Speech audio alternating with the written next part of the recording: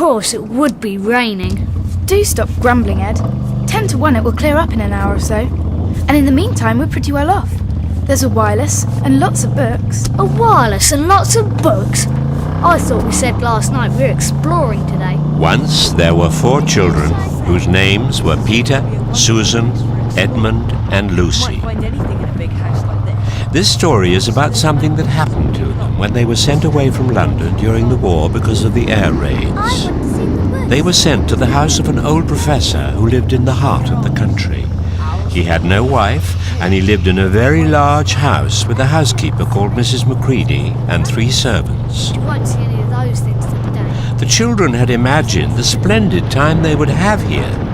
However, on this, their first morning, there was a steady rain falling. Well, it's going to take more than a little rain to stop me from exploring. What do you mean, Peter? I'm going to explore the house. The house? We can't do that, can we? Look, this is the sort of house where no one's going to mind what we do. Anyway, they won't hear us. It's about 10 minutes walk from here down to that dining room, and any amount of stairs and passages in between. Let's go, come on! Yeah, come on, in And here. that was how the adventures began. It was the sort of house that you never seemed to come to the end of, and it was full of unexpected places. The first few doors they tried led only into spare bedrooms, but soon they came to a very long room full of pictures, and there they found a suit of armour. And after that was a room all hung with green, with a harp in one corner.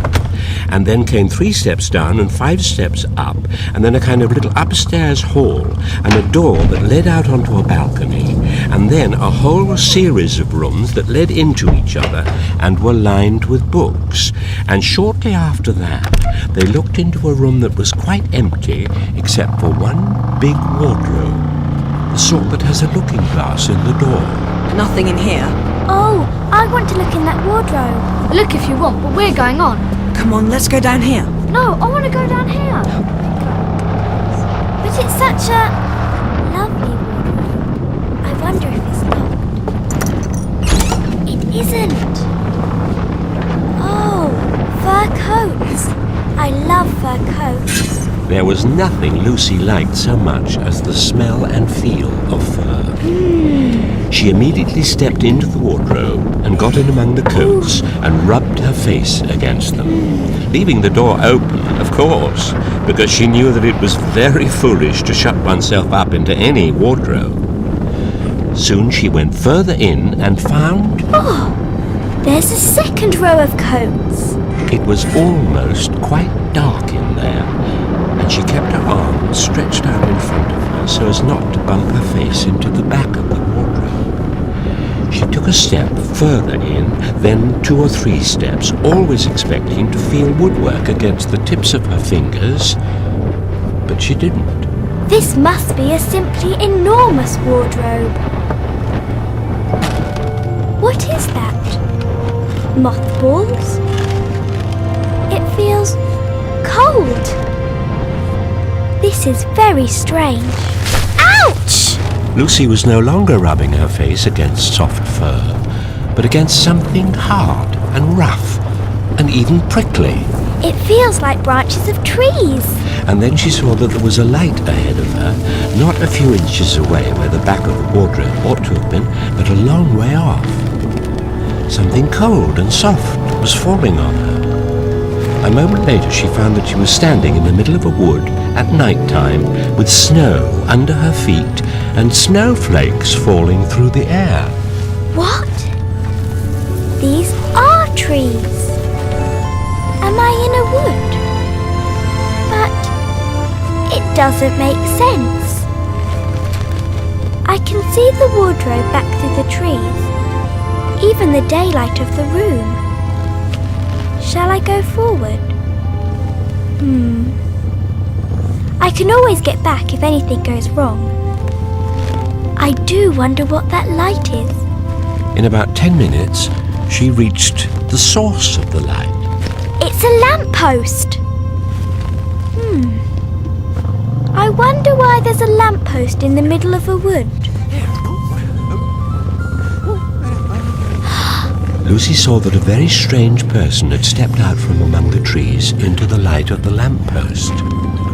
He was only a little taller than Lucy herself, and he carried over his head an umbrella, white with snow, and his arms were full of packages. From the waist upwards, he was like a man, but his legs were shaped like a goat's, and the hair on them was glossy black. He was a fawn. Oh my! Oh, goodness gracious me! Oh, I'm so sorry. I made you drop your parcel. No, it's all right. No, don't bother. No, it's my fault entirely. I was just startled to see. Now, I don't mean to be inquisitive, but should I be right in thinking that you are a daughter of Eve? My name's Lucy, if that's what you mean. Oh, but you are, forgive me, you are what they call a girl. Of course I'm a girl. You are, in fact, human. Of course I'm human. Are you human? Oh, no, please. I am a fawn. Oh. I've never seen a son of Adam or a daughter of Eve before. I'm delighted. That is to say, I'm delighted. Allow me to introduce myself. My name is Tumnus. Very pleased to meet you, Mr. Tumnus. And may I ask, oh, Lucy, daughter of Eve, how you have come into Narnia? Narnia? What's that? Well, this is the land of Narnia, where we are now. All that lies between the lamppost and the great castle of Cair Paravel on the eastern sea. And you have come from the wild woods of the west. I got in through the wardrobe in the spare room. Oh, if only I'd worked harder at geography when I was a little fawn, I should doubtless know all about those strange countries. But they aren't countries at all. It's only just back there. At least, I'm not sure. It's summer there. Oh, meanwhile, it's winter in Narnia, and it has been for ever so long. And we shall both catch cold if we stand here talking in the snow. Daughter of Eve, from the far land of Spare Oon, where eternal summer reigns around the bright city of Wardrobe. How would it be if you came and had tea with me? Thank you very much, Mr. Tumnus. But I really should be getting back. Oh, but it's only just around the corner, and there will be a roaring fire, toast, and sardines, and cake. Well, that's very kind of you. But I shan't be able to stay long. Oh, well, if you will take my arm, daughter of Eve, I shall be able to hold the umbrella over both of us. That's the way. And now, off we go.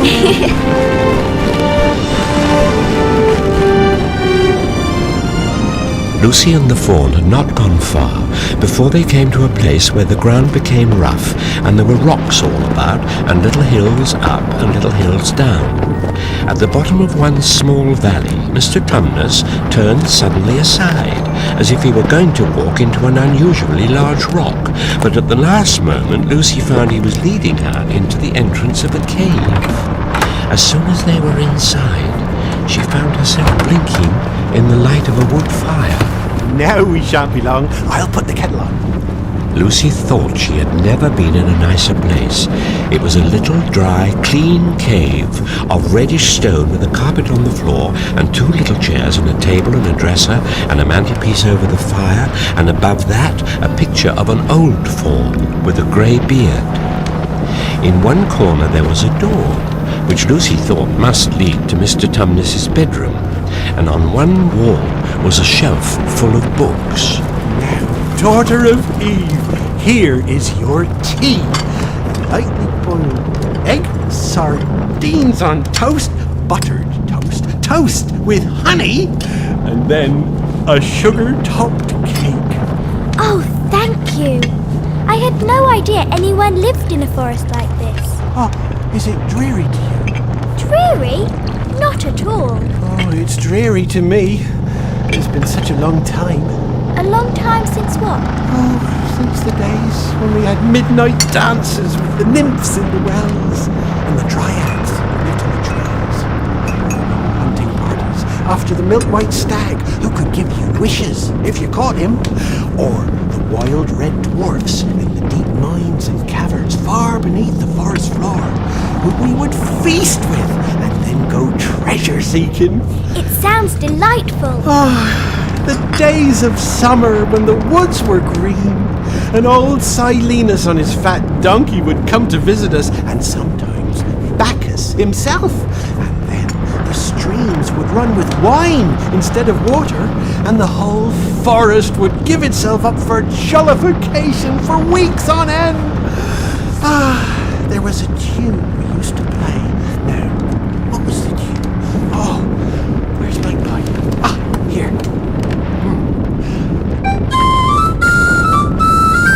And the tune he played made Lucy want to cry and laugh and dance and go to sleep all at the same time.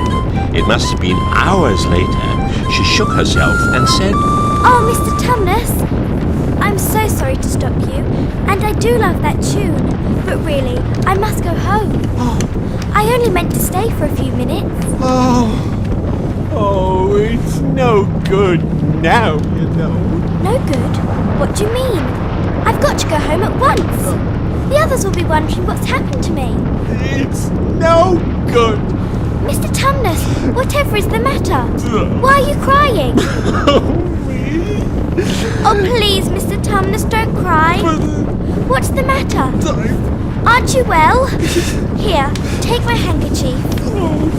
Thank you. Now do tell me what's wrong. Mr. Tumnus, please. Me. Stop. Stop at once. You ought to be ashamed of yourself. A great big fawn like you. What on earth are you crying about? Well, I'm crying because I'm such a bad fawn. I don't think you're a bad fawn at all. I think you're a very good fawn. You're the nicest fawn I've ever met. Oh, you wouldn't say that if you knew. Oh no, I'm a bad fawn. I don't suppose there ever was a worse fawn since the beginning of the world. But what have you done? Oh, my old father, that's his picture over the fireplace. He never would have done a thing like this. A thing like what? Like what I've done. I've taken service under the White Witch. That's what I am. I'm in the pay of the White Witch. Who's she? Why, it's she that's got all Narnia under her thumb. It's she that makes it always winter. Always winter. And never Christmas. Think of that. How awful. But what does she pay you for? Oh, that's the worst of it. I'm a kidnapper for her. That's what I am. Look at me, daughter of Eve. Now, would you believe that I'm the sort of fawn to meet a poor, innocent child in the wood, one that never done me any harm, and pretend to be friendly with it, and invite it over to my cave, all for the sake of lulling it to sleep and then handing it over to the White Witch? No, I'm sure you wouldn't do anything of the sort. Oh, but I have. Well, that was pretty bad. But you're so sorry for it.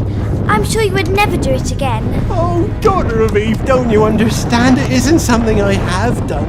I'm doing it now. This very moment. You mean? You are the child. I have orders from the White Witch that if ever I saw a son of Adam or a daughter of Eve in the wood, I was to catch them and hand them over to her. And you were the first I ever met. And I pretended to be your friend. I asked you to tea, and all the time I've been meaning to wait till you were asleep and then go and tell her. Oh, but you won't. Will you, Mr. Tumnus? Indeed you mustn't. Well, if I don't, she's sure to find out. And she'll have my tail cut off, and my horn sawn off, and my beard plucked out, and she'll wave her hand over my beautiful cloven hoofs and turn them into horrid solid hoofs like a wretched horse's. And if she's extra and especially angry, she'll turn me into stone. And I shall be only a statue of a fawn in her horrible house until the 4 thrones at Cair Paravel are filled, and goodness knows when that'll happen, or whether it'll ever happen at all. I'm very sorry, Mr. Tumnus, but please let me go home.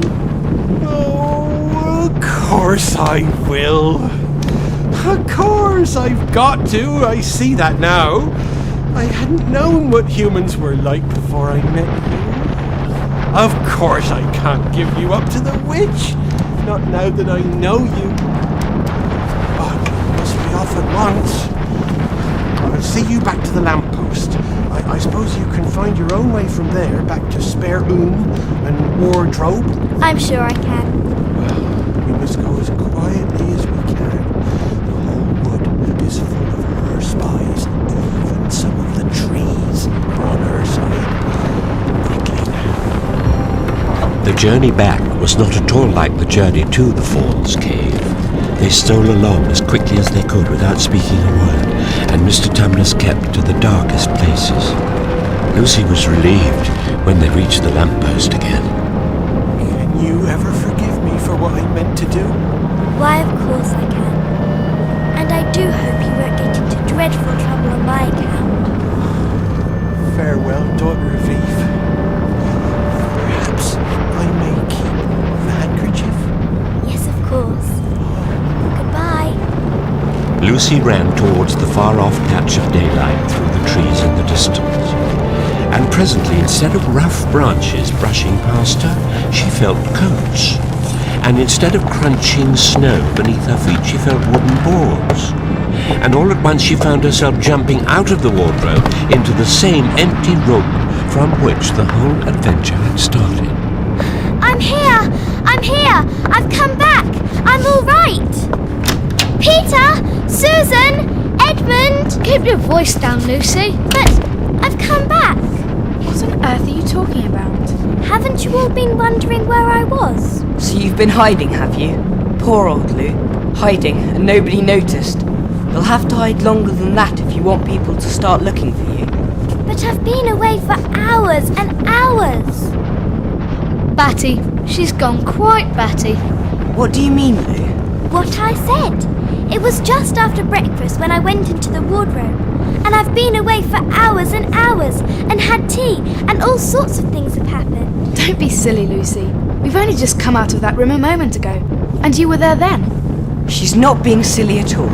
She's just making up a story for fun, aren't you, Lou? And why shouldn't she? No, Peter, I'm not. It's a magic wardrobe. Come in! Come in and see! There's a wood inside it, and it's snowing, and there's a fawn and a witch, and it's called Narnia. Look, go in and see for yourself. All right. Well? You goose. It's just an ordinary wardrobe. Look, there's the back of it.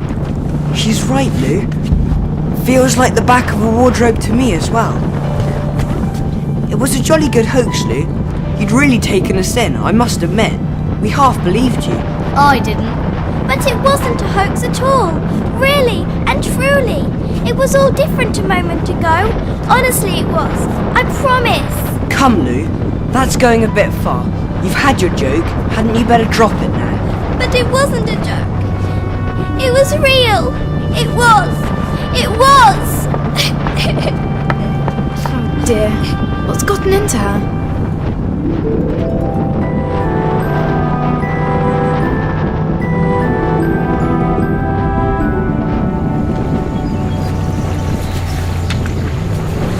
Lucy, what are you doing? Come on in. The water is perfect. No, thank you. Now look, you're not going to waste these beautiful days sitting and pouting, are you? I'm not pouting.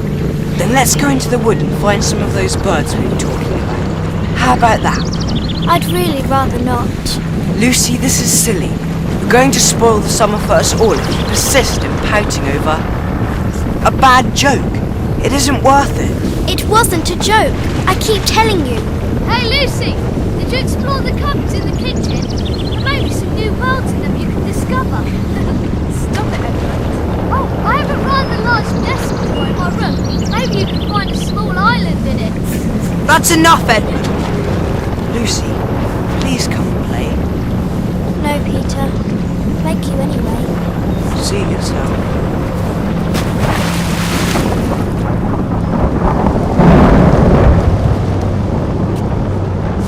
Of course, it would be raining.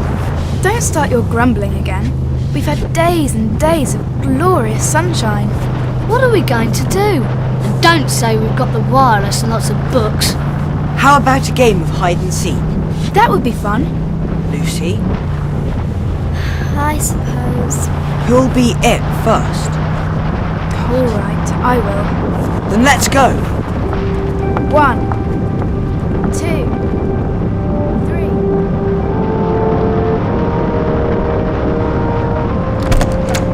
Oh, Lucy, what are you doing in here? I'm looking for a place to hide. Going back into the old wardrobe, are you? Susan would never find you in that country of yours. Stop teasing me. Here I come. Shh! I think I hear Susan coming. Hurry, get in. Don't be cruel. I'm not. Now go in. I'll follow. Hurry, before she finds us. Well, all right. But don't close the door. Of course not. Besides, if I close the door, then won't it block out the light to your magical country? There's an idea. Let's close the door and see if your country's thrown into darkness. Lucy? Look, there's no point in being quiet in the back. I know you're in here. Even if I can't see you, I can still find you. This is a large wardrobe. Lucy? It's too dark. Where's the door? I can't find the door. Lucy? Lou? Where are you? I know you're here. A light. Thank goodness. The door must have swung open on its own. This isn't the room. It's a wood. I'm in a wood. Lucy? Lucy? This is remarkable. Ooh, it's cold too. Lucy, it's Edmund. I'm here too. I'm in your country. Don't be angry with me. I believe you now. You were right all along. Do come out. I'm sorry, Lucy. Just like a girl, sulking somewhere and won't accept my apology. Edmund had decided he didn't much like this place, and had almost made up his mind to go home when he heard the sound of bells. The sound came nearer and nearer, until at last there swept into sight a sleigh drawn by 2 reindeer with hair so white that even the snow hardly looked white compared with them. On the sleigh, driving the reindeer, sat a fat dwarf who would have been about 3 feet high if he'd been standing. He was dressed in polar bear's fur, and on his head he wore a red hood with a long gold tassel hanging down from its point. But behind him, on a much higher seat in the middle of the sleigh, sat a very different person. A great lady, taller and more beautiful than any woman Edmund had ever seen. She was also covered in white fur up to her throat, and held a long, straight golden wand in her right hand, and wore a golden crown on her head. Her face was white, not merely pale, but white like snow, except for her very red mouth. Stop! And what, pray, are you? My name's Edmund. Is that how you address a queen? I beg your pardon, Your Majesty. I didn't know. Not know the Queen of Narnia? Huh? You shall know us better hereafter. But I repeat, what are you? Please, Your Majesty. I don't know what you mean. What are you? Are you a great overgrown dwarf that has cut off its beard? No, Your Majesty. I never had a beard. I'm a boy. Boy? Do you mean you are a son of Adam? Well, I see you are an idiot, whatever else you may be. Answer me once and for all, or I shall lose my patience. Are you human? Yes, Your Majesty. And how, pray, did you come to enter my dominions? Please, Your Majesty, I came in through a wardrobe. A wardrobe? What do you mean? I opened a door and just found myself here, Your Majesty. A door from the world of men. I have heard of such things. This may wreck all. Oh, but you are only one and easily dealt with. Your Majesty? My poor child, how cold you look. Come and sit with me here on the sleigh, and I will put my mantle round you and we will talk. Yes, Your Majesty. Perhaps something hot to drink. Should you like that? Yes, please, Your Majesty. But where will you Here. find... Your drink. How did you do that? Ah, but it is boring to drink without eating. What would you like best to eat? Turkish delight, please, Your Majesty. So be it. A box of Turkish delight. A large box? I've never seen so much. You eat while I ask questions. How did you come to Narnia? As I said, through the wardrobe. Yes, but did you find this wardrobe on your own, or were you led to it? My sister Lucy came through first. Ah, you have a sister. 2 sisters and a brother. Have they also been to Narnia? No, Your Majesty. Only Lucy. But you see, we didn't believe her because she said she met a faun here and... You are sure there are just the 4 of you? I'm sure. I would know my brothers and sisters, wouldn't I? Of course you would. So there are 2 sons of Adam and 2 daughters of Eve. This Turkish delight is very good. Oh, but I've finished it all. Is there more? Son of Adam, I should so much like to see your brother and your sisters. Will you bring them to see me? I'll try. Because if you did come again, bringing them with you, of course, I'd be able to give you some more Turkish delight. I can't do it now. The magic will only work once. In my own house, it would be another matter. Why can't we go to your house now? It's a lovely place, my house. I'm sure you would like it. There are whole rooms full of Turkish delight. And what's more, I have no children of my own. I want a nice boy whom I could bring up as a prince and who would be king of Narnia when I am gone.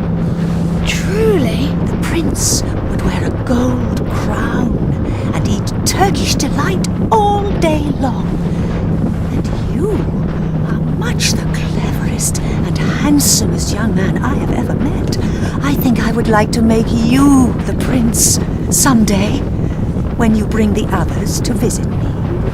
Why not now? Oh, but if I took you there now, I shouldn't see your brother and sisters. I very much want to know your charming relations.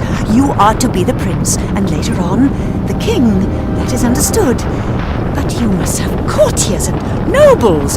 I will make your brother a duke, and your sisters duchesses. There's nothing special about them. And anyway, I could always bring them some other time. Ah, but once you are in my house, you might forget all about them. You'd be enjoying yourself so much that you wouldn't want the bother of going to fetch them. No. You must go back to your own country now and come to me another day. With them, you understand. It is no good coming without them. But I don't even know the way back to my own country. That's easy. Do you see that lamp? Straight on, beyond that, is the way to the world of men. And now, look the other way. And tell me if you can see 2 little hills rising above the trees. I think I can. Well, my house is between those 2 hills. So next time you come, you have only to find the lamppost and look for those 2 hills and walk through the wood till you reach my house. But remember, you must bring the others with you.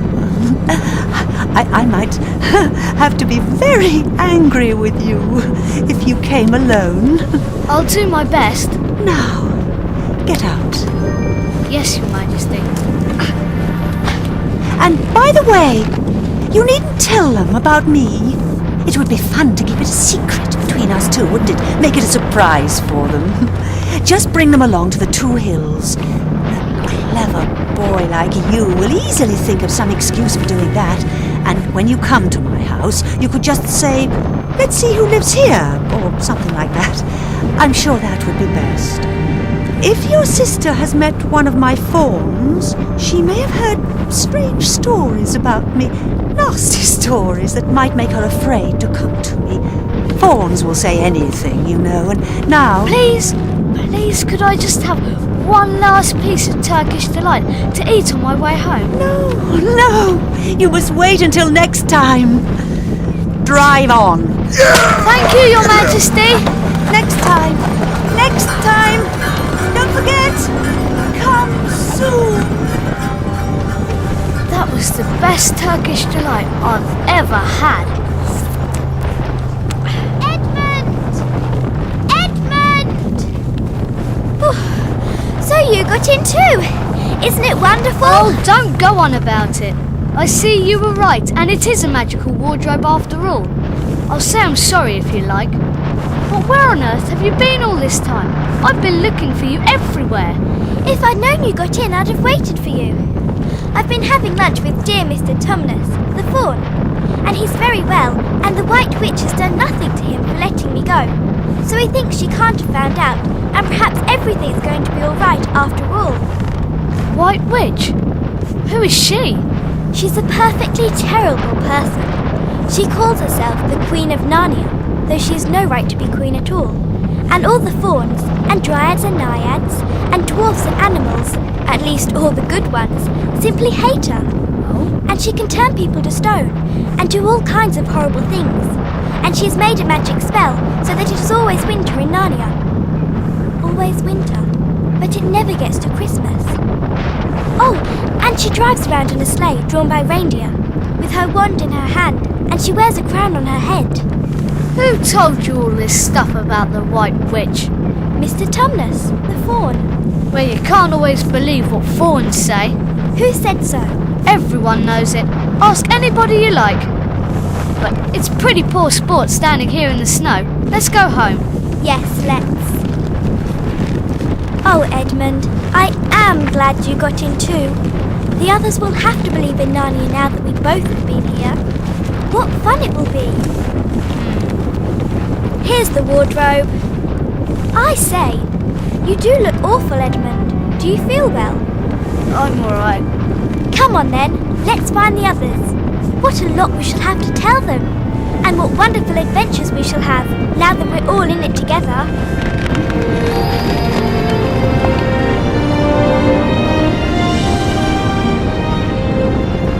All right, Lucy. You've ruined our game of hide and seek. Now, why are you so excited? Peter, Susan, it's all true. Edmund has seen it too. Seen what? There is a country you can get to through the wardrobe. Not that again. Edmund and I both got in. We met each other in there, in the wood. Go on, Edmund. Tell them all about it. What's all this about, Ed? Yes, tell us. Oh, well, yes. Lucy and I have been playing, pretending that her story about the country and the wardrobe is true. Just for fun, of course. Edmund! There's nothing there, really. But... Oh, Edmund! There she goes again. What's the matter with her?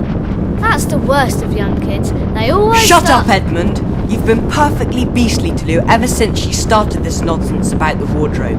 And now you go playing games with her about it, and setting her off again. I believe you did it simply out of spite. But it's all nonsense! Of course it's all nonsense. That's just the point. Lou was perfectly alright when we left home, but since we've been here she seems to be either going strange in the head, or else turning into the most frightful liar. But whichever it is, what good do you think you'll do by jeering and nagging at her one day, and encouraging her the next? I thought... You didn't think anything at all. It's just spite. You've always liked being beastly to anyone smaller than yourself. We've seen that at school before now. Oh, do stop it. It won't make things any better having a row between you two. Let's go and find Lucy. No, Susan. It's getting beyond us. I think we should go and tell the whole thing to the professor. If he thinks there is something wrong with Lucy, then he'll write to father and mother. Do you really think we should? I don't think we should. Yes, we should. Come along, Susan. The professor will know what to do.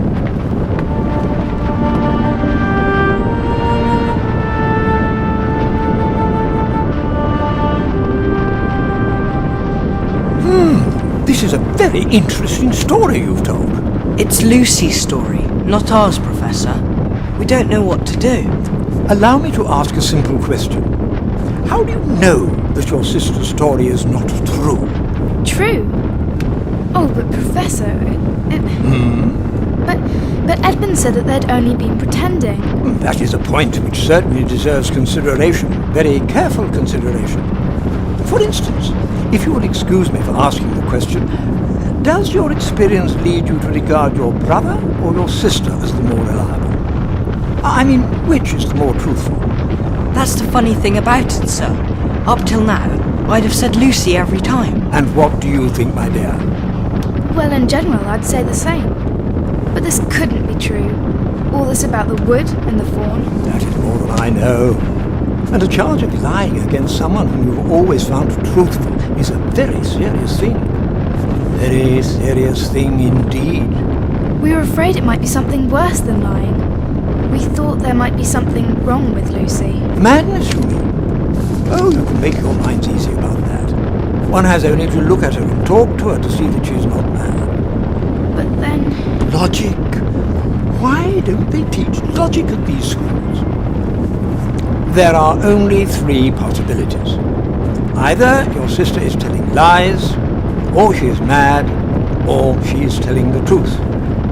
You know she doesn't tell lies, and it's obvious to me that she is not mad.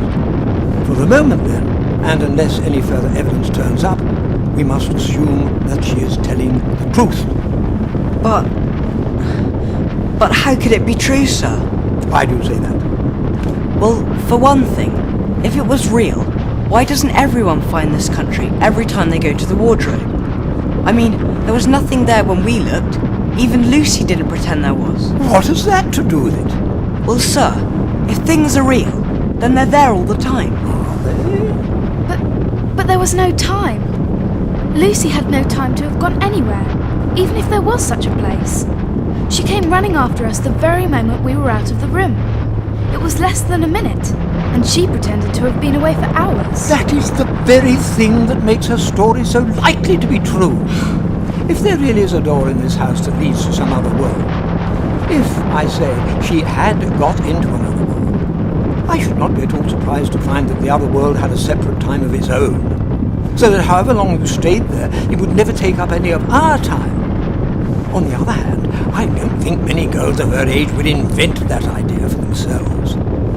If she has been pretending, she would have hidden for a reasonable time before coming out and telling her story. But you really mean, sir, that there could be other worlds, all over the place, just round the corner, like that? Nothing is more probable. What do they teach you at these schools? But what are we to do? My dear young lady, there is one plan which no one has yet suggested and which is well worth trying. What's that? We might all try minding our own business. Yes, sir. Now, if I may change the subject a moment. As you know, this house of mine is very old and somewhat famous, and tours of people like to come to see it from time to time. Yes, sir. Mrs. Macready told us. Good. Then she has probably also told you how anxious she gets when showing large groups of people through the house. Yes, sir, she did. On our first day here. I thought as much. Well, we have a large tour coming later this week. I would be grateful if you'd keep out of her way while she shows them round. We will, sir. Thank you. Please inform your brother and sister.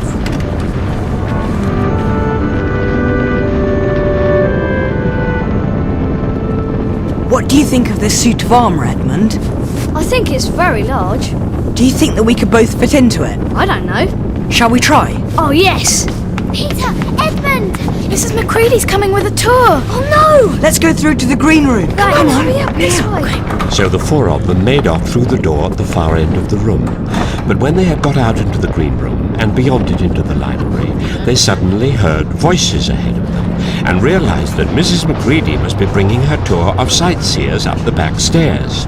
And over here you'll notice our fine collection of books. First editions containing the works of artist Arthur Rackham. And after that, no matter how they tried to escape her, she seemed to be immediately in front of them or behind until they seemed to find themselves being followed everywhere. At last, Susan said, Oh, bother. Let's go into the wardrobe room until they've passed by. No one will follow us in there. Yeah, come on, good idea. The moment they were inside, they heard voices in the passageway, and then someone fumbling at the door. And then they saw the handle turning. Quick! There's nowhere else! Into the wardrobe! Get in! Quick! All four of them bundled inside it and sat there, panting in the dark. Peter held the door closed, but didn't shut it. For of course he remembered, as every sensible person does, that you should never shut yourself up in a wardrobe. I wish Mrs. Macready would hurry up and take all those people away. I'm getting horribly cramped. What a filthy smell of mothballs. I expect the pockets of these coats are full of them. There's something sticking in my back. And isn't it cold? Now that you mention it, it is cold. And hang it all, it's wet too. What's the matter with this place? I'm sitting on something wet. Let's get out. They've gone by now. Oh, What's the matter? I'm sitting against a tree. A tree? And look, it's getting light over there. By Jove, you're right. And look there. And there. It's trees all around. And this wet stuff is snow. There's no mistaking it. Why, I do believe we've got into Lucy's wood after all. Yes. I'm sorry for not believing you, Lou. Will you forgive me? Of course. What do we do next? Do? Why, go and explore the wood, of course. It's pretty cold. What about putting on some of these coats? They're not ours. I'm sure nobody would mind. It isn't as if we're stealing, since we won't be taking them out of the house, or even out of the wardrobe. Now you put it that way. Coats on, everyone. We can pretend we're Arctic explorers. This is going to be exciting enough without pretending, I think. Which way now? That way. No, wait. Shouldn't we go that way if we're aiming for the lamppost?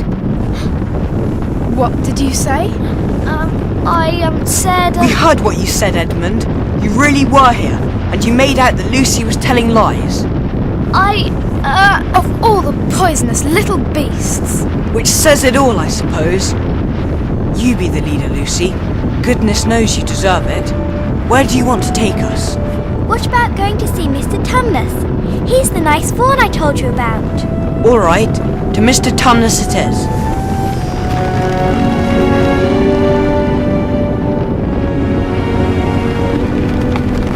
Oh no! Look! What do you suppose happened here? It looks like the door was beaten down. It's been broken to bits. Must have happened some time ago. Look, the snow has drifted in from the doorway. It's heaped all over the floor. It's been ransacked too.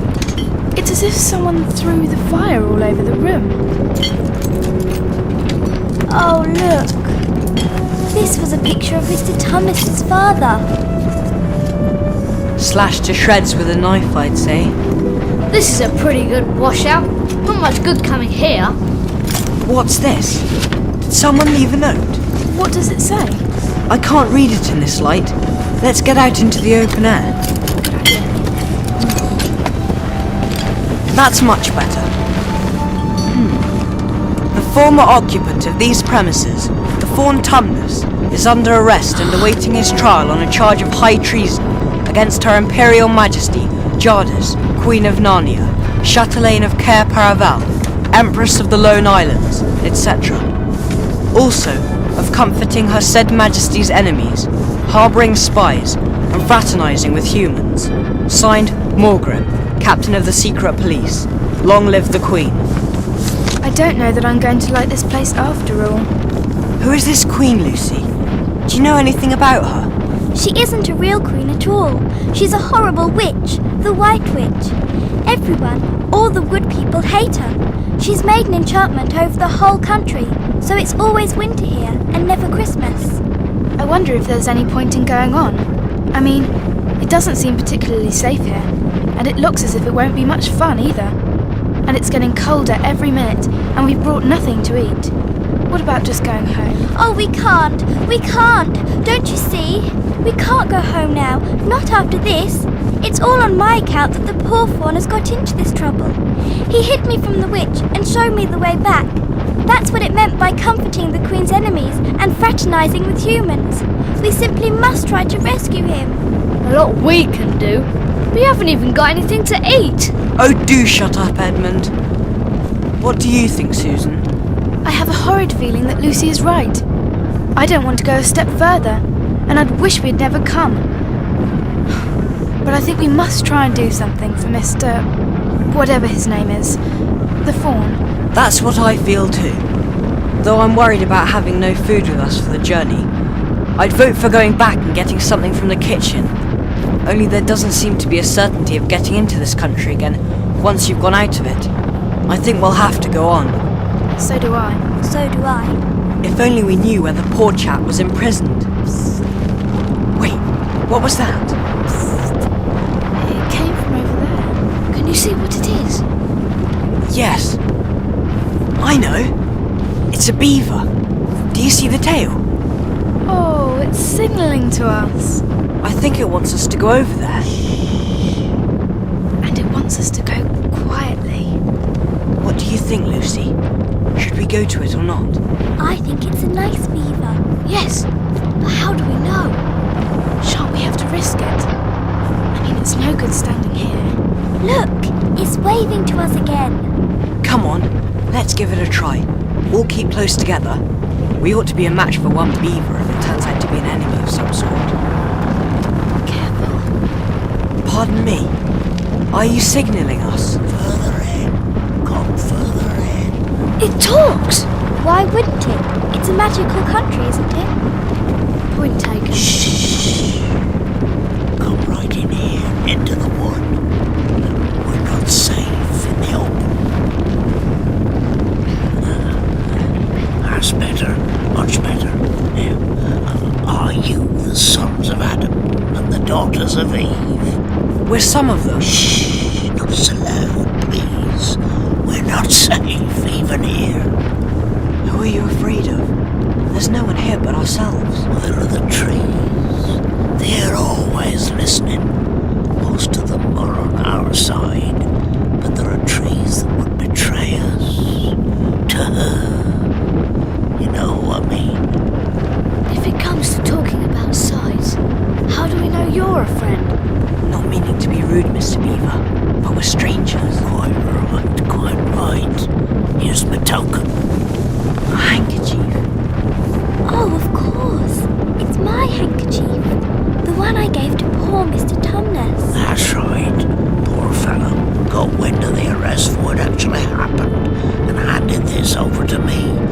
He said that if anything happened to him, I must meet you and take you on to tips. Come here.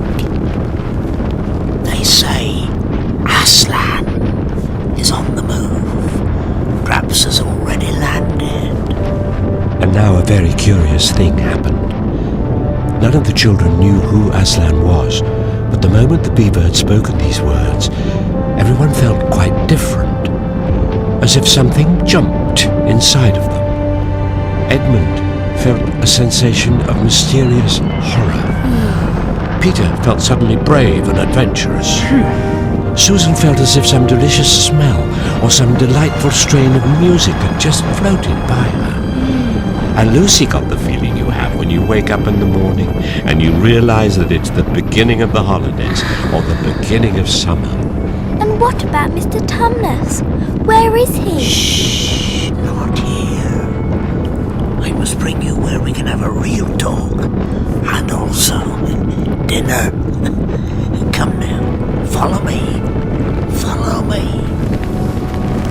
They hurried along behind the beaver, who led them at a surprisingly quick pace and always in the thickest part of the forest for over an hour. The two girls had gone further ahead when Edmund said to Peter, If you're not too high and mighty to talk to me, I've something to say which you'd better listen to. What is it? Hush! Not so loud. There's no good frightening the girls. But have you realised what we're doing? What? We're following a guide we know nothing about. How do we know which side the beaver is on? Why shouldn't it be leading us into a trap? That's a nasty idea. Still, it's a beaver, you know. Aren't they on the right side in most of the stories? If it comes to that, which is the right side? How do we know that the fawns are in the right and the queen is in the wrong? They called her a witch. We don't really know, do we? The fawn saved Lucy. He said he did, but how do we know? The beaver had Lucy's handkerchief. Which he got from the fawn. That doesn't mean anything, really. And there's one other thing. Has anyone the least idea of the way home from here? Great Scott, I hadn't thought of that. Suddenly the trees began to get thinner in front of them and the ground to fall steeply downhill. A minute later they came out under the open sunny sky and found themselves looking down on a fine sight. They were standing on the edge of a steep, narrow valley, at the bottom of which ran, or at least it would have been running if it hadn't been frozen, a fairly large river. Just below them, a dam had been built across this river, and when they saw it, everyone suddenly remembered that, of course, beavers are always making dams. What a lovely dam, Mr. Beaver. Did you make it? Merely a trifle. Merely a trifle. And it didn't really finish. Out in the middle, partly on top of the dam, was a funny little house, shaped rather like an enormous beehive, and from a hole in the roof, smoke was going up. Here we are. Oh, and it looks as if Mrs. Beaver is expecting us. I'll lead the way, but be careful and don't slip. The top of the dam was wide enough to walk on. Mr. Beaver led them in single file right out to the middle, where they could look a long way up the river and a long way down it. And when they'd reached the middle, they were at the door of the house. Here we are, Mrs. Beaver. I found them. Here are the sons and daughters of Adam and Eve. So welcome, you've come at last. Oh, to think that ever I should live to see this day. Now, the potatoes are on boiling, and the kettle's singing, and I dare say, Mr. Beaver, you'll get us some fish. That I will, if you just pardon me. Mr. Beaver went out of the house with Peter following, and soon returned with several beautiful trout, which he'd already opened with his knife and cleaned out in the open air. You can imagine how good the new caught fish smelled while they were frying, and how hungry the children had become. Meanwhile, the girls were helping Mrs. Beaver to fill the kettle and lay the table and cut bread and warm the plates and draw a mug of beer for Mr. Beaver. Lucy thought the Beavers had a very snug little home, though it was not at all like Mr. Tumnus's cave. There were no books or pictures, and instead of beds there were bunks like on board ship, built into the wall. And there were hams and strings of onions hanging from the roof, and against the walls were gumboots and oilskins and hatchets and pairs of shears and spades and trowels and things for carrying mortar in, and fishing rods and fishing nets and sacks. And the cloth on the table, though very clean, was very rough. Soon enough, Mrs. Beaver announced that everything was ready. Everyone drew up their stools around the table and ate a great and glorious meal. And when they had finished that, Mrs. Beaver brought out a steaming, hot, sticky marmalade roll and poured the tea, and then each person shoved back his or her stool so as to lean against the wall and gave a long sigh of contentment.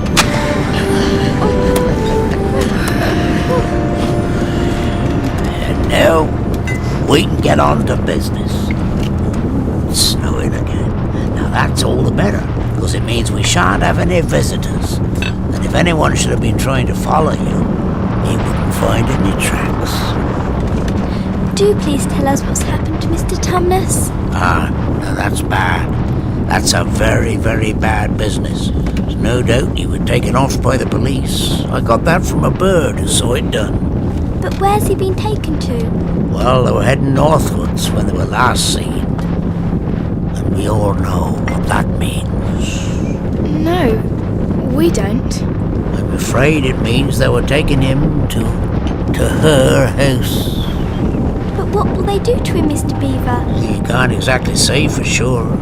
There's not many taken in there that ever comes out again. Statues. All full of statues, they say it is. In the courtyard, up the stairs, and in the hall. People she's turned into stone.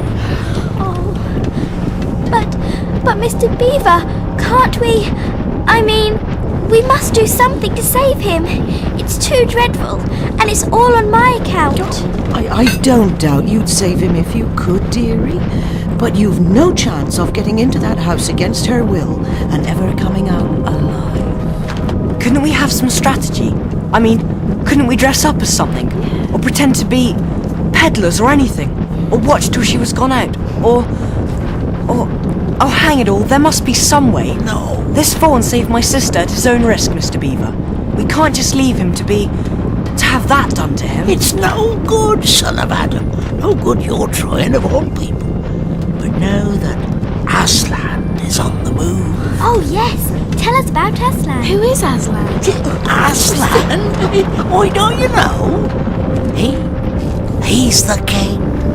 He's the lord of the whole wood, but not often here, you understand. Never in my time or my father's time. But the word has reached us that he's come back. He's in Narnia at this moment. He'll settle the White Queen all right. Now, it is he, not you, that'll save Mr. Thomas. Won't she turn him into stone too? Lord love you, son of Adam. What a simple thing to say. Turn him into stone. If she can stand on her own 2 feet and look him in the face, it'll be the most she can do, and more than I expect of her. No. You put all to rights, he will. You'll understand when you see him. But shall we see him? Why, daughter of Eve, that's what I brought you here for. I'm to lead you where you shall meet him. Is he a man? Aslan a man? Certainly not. I tell you, he's the king of the wood and the son of the great emperor beyond the sea. Don't you know who is the king of beasts? Aslan is a lion, the great lion. A lion? Is he quite safe? I shall feel rather nervous about meeting a lion. That you will, dearie, make no mistake. If there's anyone who can appear before Aslan without their knees knocking, they're either braver than most or else just silly. Then he isn't safe. Safe? Don't you hear what Mrs. Beaver tells you? Who said anything about safe? Course he isn't safe. But he is good. He's the king, I tell you. I'm longing to see him, even if I do feel frightened when it comes to the time. That's right, son of Adam, and so you shall.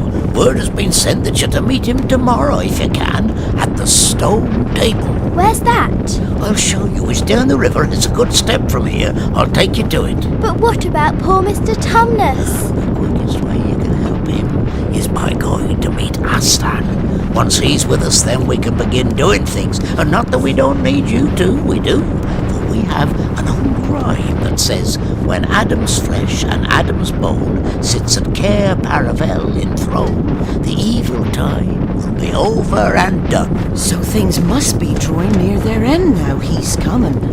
You've come. We've heard of Aslan coming into these parts before, long ago. Nobody can say when, but there's never been any of your great race here at the time. That's what I don't understand, Mr. Beaver. I mean, isn't the witch herself human? She'd like us to believe it, and it's on that she bases her claim to be queen. But no. There isn't a drop of real human blood in the witch. That's why she's bad all through, Mr. Beaver. True enough, Mrs. Beaver.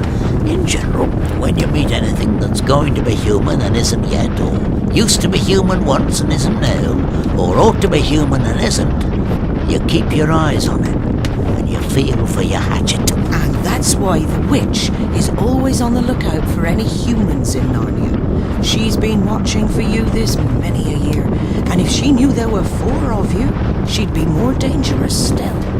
What's that to do with it? Because of a prophecy. Down at Cair Paravel. Cair Paravel? That's the castle on the seacoast, down at the mouth of this river, which ought to be the capital of the whole country if all was as it should be. Go on, Mr. Beaver. Well, down at Cair Paravel, there of 4 thrones, and there's been a saying in Narnia time out of mind that when 2 sons of Adam and 2 daughters of Eve sit on those 4 thrones, then it will be the end not only of the White Witch's reign, but of her life. And that is why we had to be so cautious as we came along, for if she knew about you 4, your lives wouldn't be worth a shake of my whiskers. Then we must be very careful. Yes, very. Oh, I say, where's Edmund? Edmund? What? You saw him last. Where's he gone? I mean, is he outside? Let's have a look. Edmund? Edmund! Edmund! Where are you? Edmund, come here! Edmund! Edmund! You come here right now! Edmund! Peter? He's gone, Susan. What on earth are we going to do, Mr. Beaver? Do. We must be off at once, and a moment to spare. We better split up into 4 search parties and go in different directions. Whoever finds him must... Search parties, son of Adam, what for? Why, to look for Edmund, of course. There's no point in looking for him. What do you mean there's no use in looking for him? He can't be far away yet. The reason there's no use looking is that we know already where he's gone. Don't you understand? He's gone to her, the White Witch. He's betrayed us all.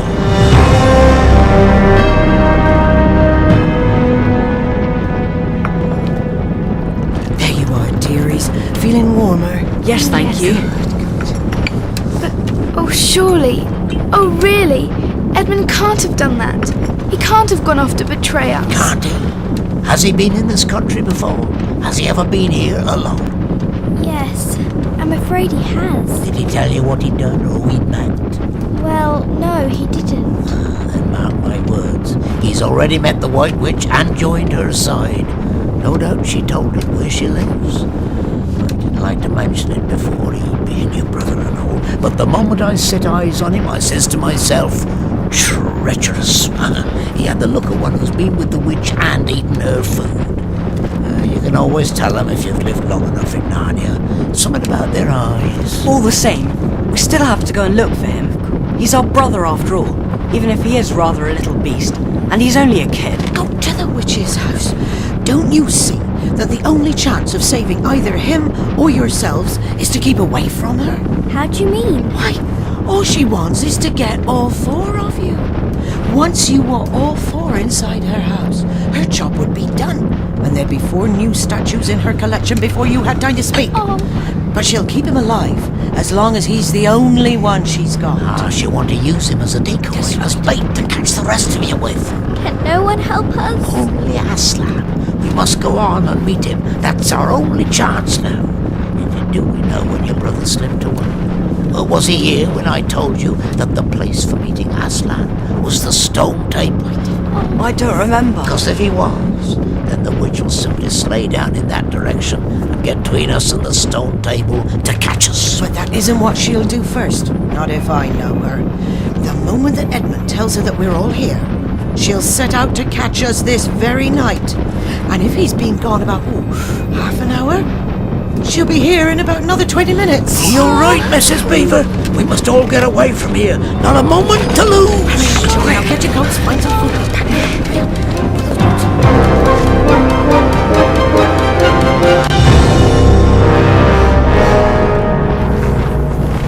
I'll show them. I'll show them all. When I'm king, I'll make Peter pay for calling me a beast. Oh! I'll also build sensible roads in this country. It's so cold. Foolish of me to leave without my coat. There you are. I couldn't go back now, could I?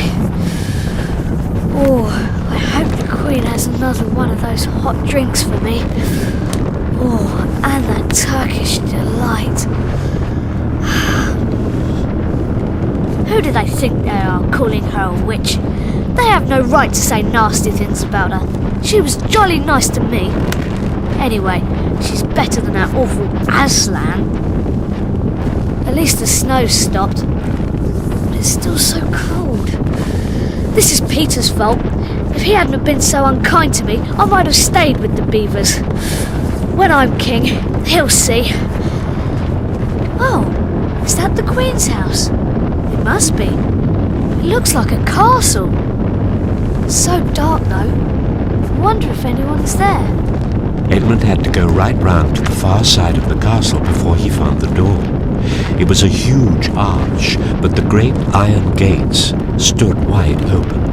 He crept up to the arch and looked inside into the courtyard, and there he saw a sight that nearly made his heart stop beating. Just inside the gate, with the moonlight shining on it, stood an enormous lion, crouched as if ready to spring. Edmund stood in the shadow of the arch, afraid to go on and afraid to go back, with his knees knocking together. Then he began to wonder why the lion was standing so still, for it hadn't moved an inch. He now ventured a little nearer, still keeping in the shadow of the arch as much as he could. At last he remembered what the others had said about the White Witch turning people into stone. Perhaps this was only a stone lion. And as soon as he'd thought of that, he noticed that the lion's back and head were covered with snow. Oh, of course it's only a statue. No living thing would let itself get covered in snow like that. Silly being frightened of a mere statue. Probably this is the great lion Aslan they were talking about. She's caught him already and turned him into stone. So that's the end of all their fine ideas about him. Ha! Who's afraid of Aslan? Edmund turned away and got into the middle of the courtyard. There were dozens of statues all about, standing here and there rather as the pieces stand on a chessboard that is halfway through a game. There were dwarfs and some stone satyrs and stone wolves, and bears and foxes and wildcats of stone. There were lovely stone shapes that looked like women, but who were really the spirits of trees. There was the great shape of a centaur and a winged horse and a long, lithe creature that Edmund took to be a dragon.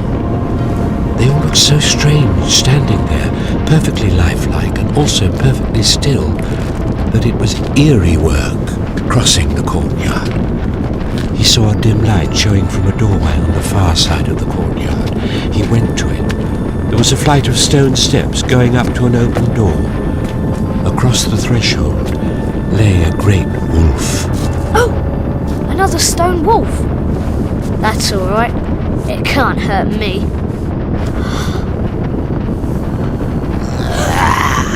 Who's there? Stand still, stranger, and tell me who you are.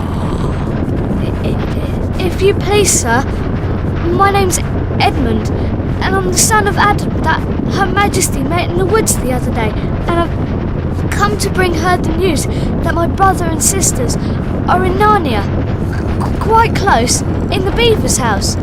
She said she wanted to meet them. I will tell Her Majesty. Meanwhile, stand still on the threshold as you value your life. This is the right thing to do. She'll give Peter a stern telling off and make me a prince. Just wait till I see the expressions on all their faces when... Come in, fortunate favourite of the Queen. Or else not so fortunate. Thank you. He found himself in a long, gloomy hall with many pillars, full, as the courtyard had been, of statues. The one nearest the door was a little form with a very sad expression on its face. Edmund couldn't help wondering if this might be Lucy's friend Tumnus. The only light came from a single lamp, and close beside this sat the White Witch. Ah! I've come, Your Majesty. So I see. And where are the others? They're not here yet. What? How dare you come alone? Did I not tell you to bring the others with you? Please, Your Majesty, I've done the best I can. I've brought them quite close. They're in a little house at the top of the dam, just up the river, with Mr. and Mrs. Beaver. Ah, is this all your news? No, Your Majesty. We have to hurry because the beavers are going to take them to something called the Stone Table, where they are to meet a lion called Aslan. What? Aslan! Is this true? If I find you have lied to me! Please, I'm only repeating what they said. Morgrim! Yes, Majesty. Take with you the swiftest of your wolves and go at once to the House of the Beavers. Kill whatever you find there. If they are already gone, then make all speed to the stone table. But do not be seen.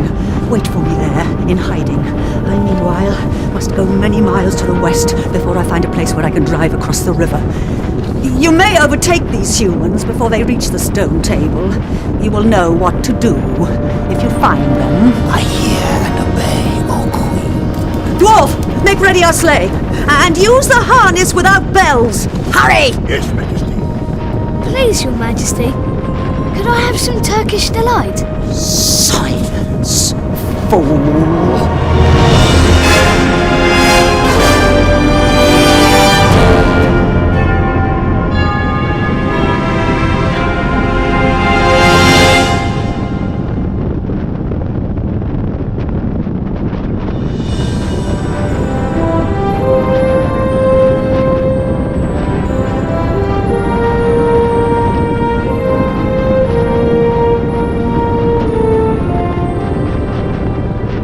Now we must go back to Mr. and Mrs. Beaver and Peter, Susan and Lucy.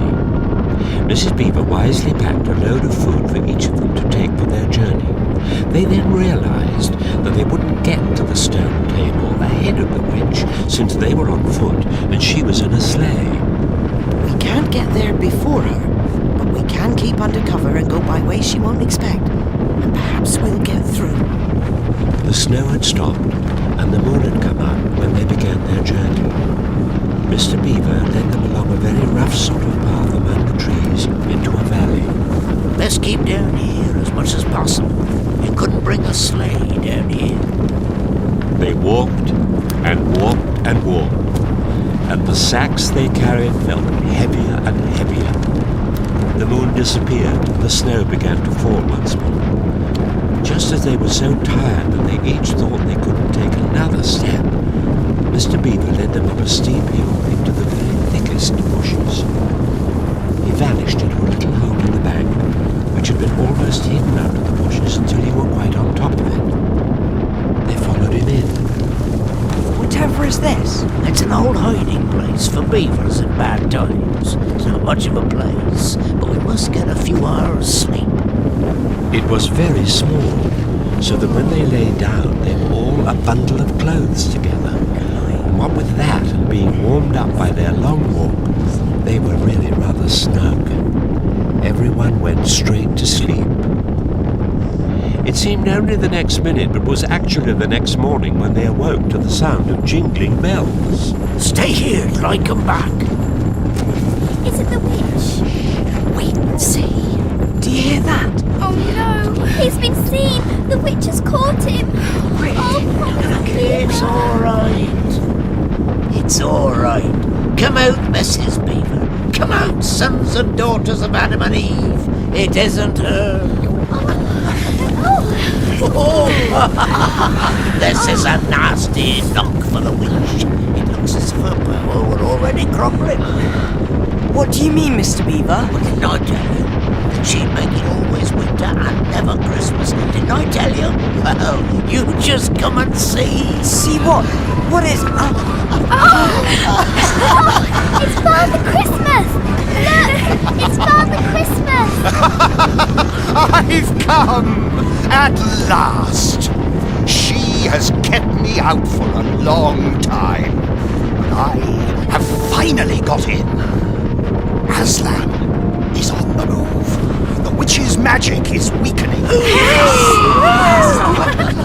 And now, for your presents. Presents? Mrs. Beaver, here is a new and better sewing machine for you. I'll drop it off at your house as I pass. Thank you. But the house is locked up. Locks and bolts make no difference to me. And as for you, Mr. Beaver, when you get home, you will find your dam finished and mended, and all the leaks stopped and a new sluice gate fitted. Oh, thank you. Thank you. Peter, Adam's son. You have a present for me? Of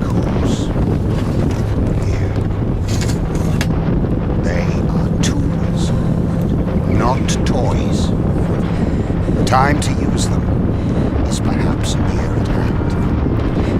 Bear them well.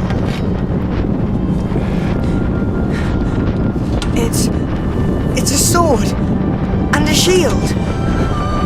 The shield was the colour of silver, and across it there ramped a red lion, as bright as a ripe strawberry. The hilt of the sword was of gold, and it had a sheath and a sword belt and everything it needed.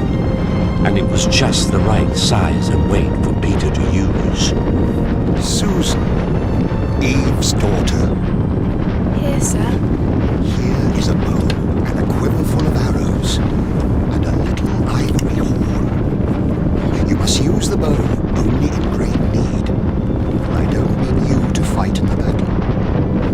It does not easily miss. And when you put this horn to your lips and blow it, then wherever you are, I think help of some kind will come to you. Thank you. Lucy, Eve's daughter. Yes, sir. I give to you this little bottle containing a cordial made of the juice of the fire flowers that grow in the mountains of the sun. If you or any of your friends is hurt, a few drops of this will restore them. Oh, thank you. And this small dagger is to defend yourself at great need. You also are not to be in the battle. Why, sir, I don't know, but I think I could be brave enough. That is not the point. Battles are ugly when women fight.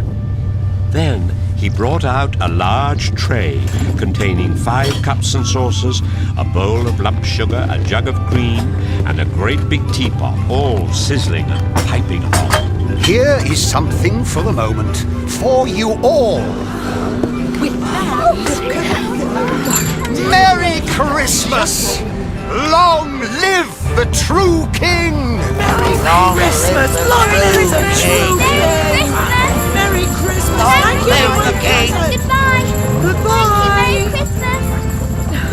Do you see my sword, Mr. Beaver? Yeah. Isn't it magnificent? Now then, don't stand there talking till all the tea's got cold. It's just like men.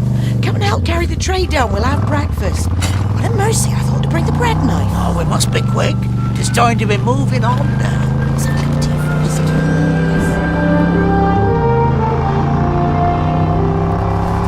Meanwhile, the dwarf had whipped up the reindeer, and the witch and Edmund drove out under the archway and on and away into the darkness and the cold.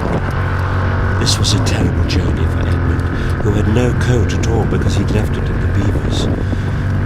Before they'd been going a quarter of an hour, all the front of him was covered with snow. No sooner did he brush it off than a new lot gathered. He was so tired and wet to the skin, and oh, how miserable he was. It didn't look now as if the witch intended to make him a king. All the things he'd said to make himself believe that she was good and kind sounded silly to him now. The only way to comfort himself was to try to believe that the whole thing was a dream, and that he might wake up at any moment. Eventually the snow had stopped, and the morning had come, and they were racing along in the daylight. And still they went on and on with no sound but the everlasting swish of the snow and the creaking of the reindeer's harness. And then, at last... What have we here? Stop! A little way off at the foot of a tree sat a merry party. A squirrel and his wife with their children, 2 satyrs, and a dwarf and an old fox, all on stools round a table. Edmund couldn't see what they were eating, but it smelled lovely, and there seemed to be decorations of holly. The fox, who was obviously the oldest person present, had just risen to its feet, holding a glass in its right paw, as if it was going to say something. But when the whole party saw the sleigh stopping, and who was in it, the gaiety went out of their faces. Now What is the meaning of this? Speak, vermin! Or do you want my dwarf to find you a tongue with his whip? What is the meaning of all this gluttony, this waste, this self-indulgence? Where did you get all these things? Speak, old fox. Please, Your Majesty, we were given them. And if I might make so bold as to drink to Your Majesty's very good health. Who gave them to you?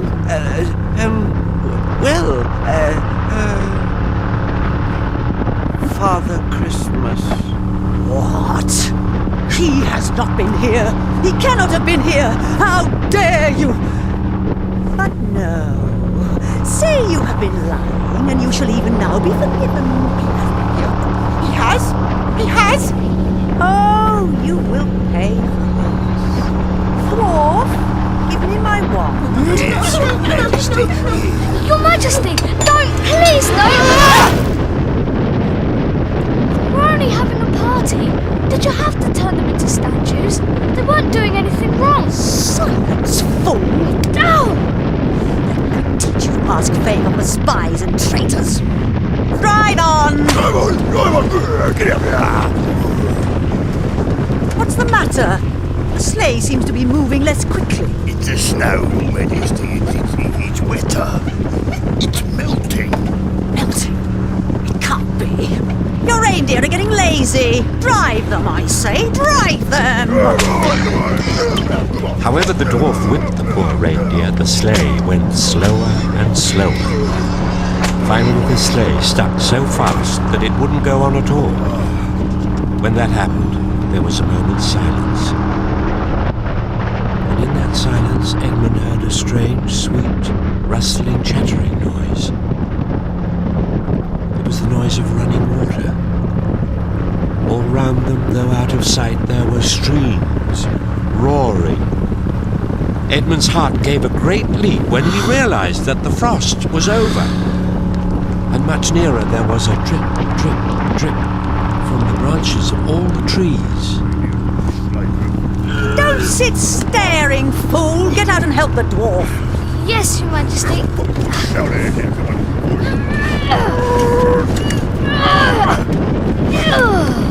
no good, Your Majesty. We can't slay this storm. Then we must walk. We'll never overtake them walking, not with the start they've got. Are you my counselor or my slave? Do as you're told. Tie the hands of the human creature behind it and take hold of the end of the rope. And take your whip. Right.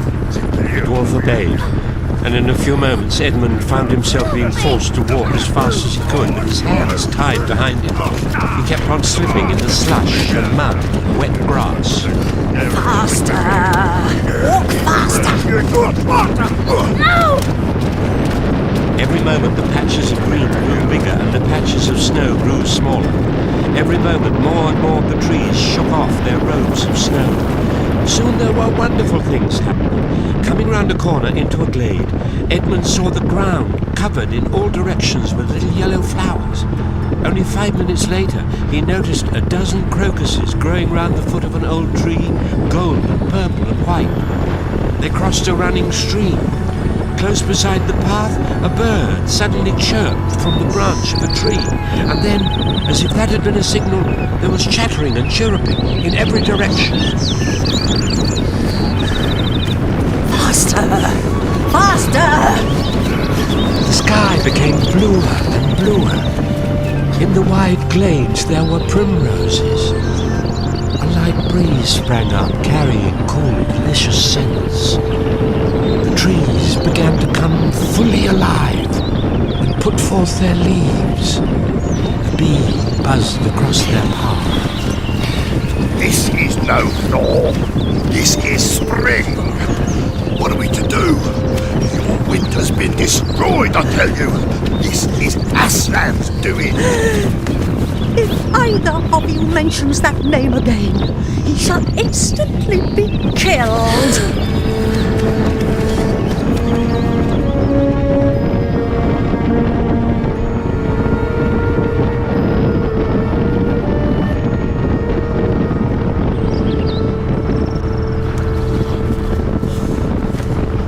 Are you almost there? I hope so. I have a blister on my heel. Not long now, Daughters of Eve. Not long now. I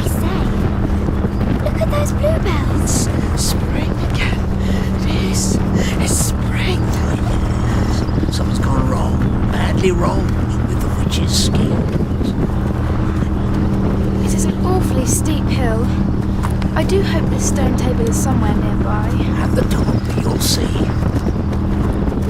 And suddenly they were at the top. A green open space from which you could look down on the forest spreading as far as one could see in every direction. Except right ahead. There, far to the east, was something twinkling and moving. By gum! It's the sea!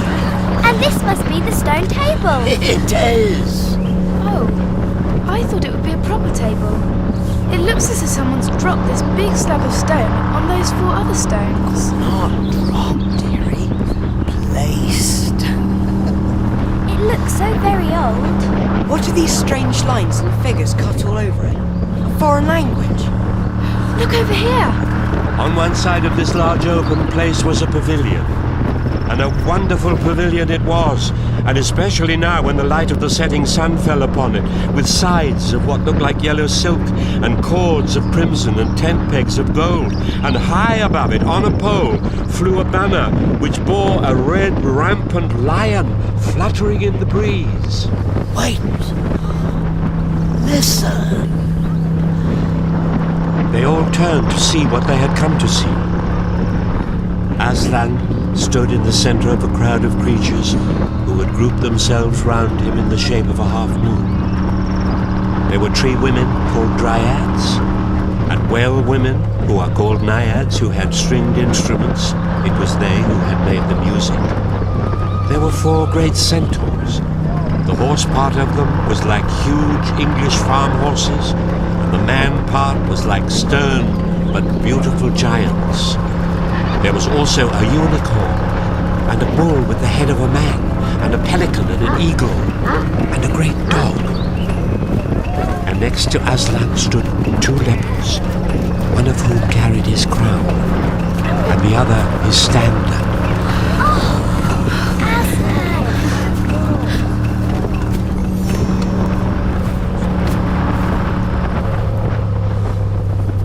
Go on, son of Adam. Sons of Adam before Adam. Susan, what about you? Ladies first? No, you're the eldest. Put yourselves together. He's waiting. Right.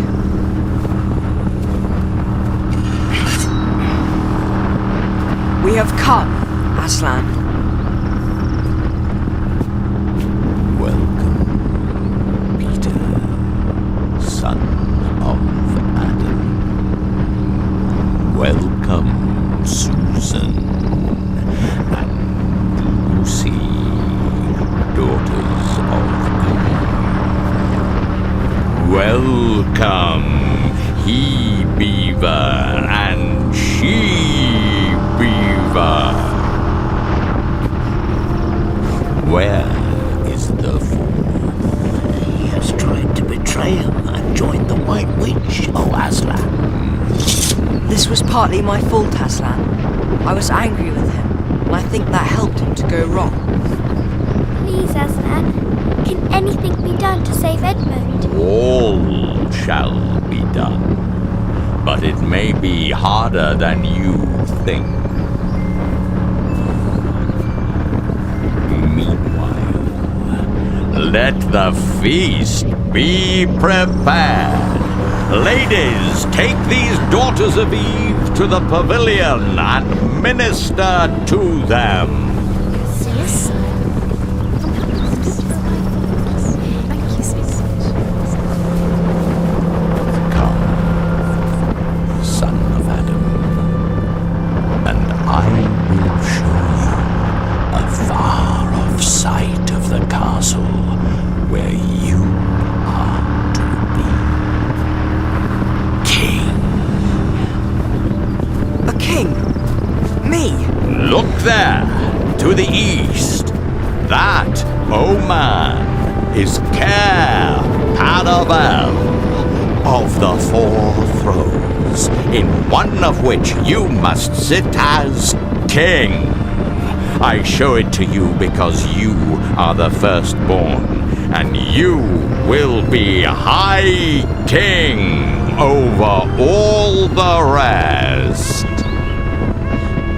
What's that? It is your sister's horn. But that must mean she needs help. So it does. Your help. Time to win your spurs, son of Adam. Right. Peter set off running as hard as he could to the pavilion, and there he saw a dreadful sight. The naiads and dryads were scattering in every direction. Lucy was running towards him as fast as her short legs would carry her, and her face was as white as paper. Then he saw Susan make a dash for a tree and swing herself up, followed by a huge grey beast. It was a wolf standing on his hind legs, with its front paws against the tree trunk, snapping and snarling. All the hair on its back stood up on end.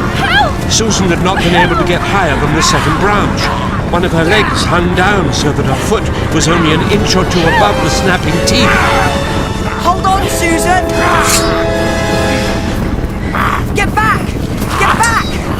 Get away from her!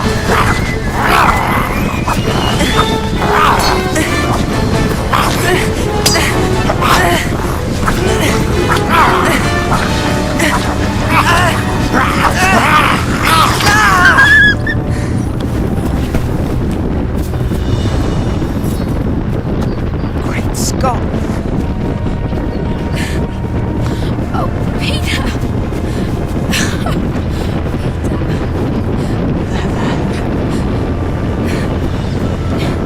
Quick! Centaurs! Eagles! I see another wolf in the thickets! There! Behind you! He has just darted away! After him, all of you! He will be going to his mistress.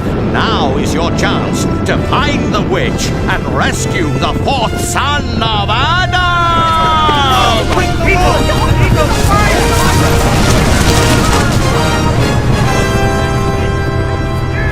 You have forgotten to clean your sword. Yes, Aslan. There. Hand it to me. Thank you. Now kneel, son of Adam. Yes, sir.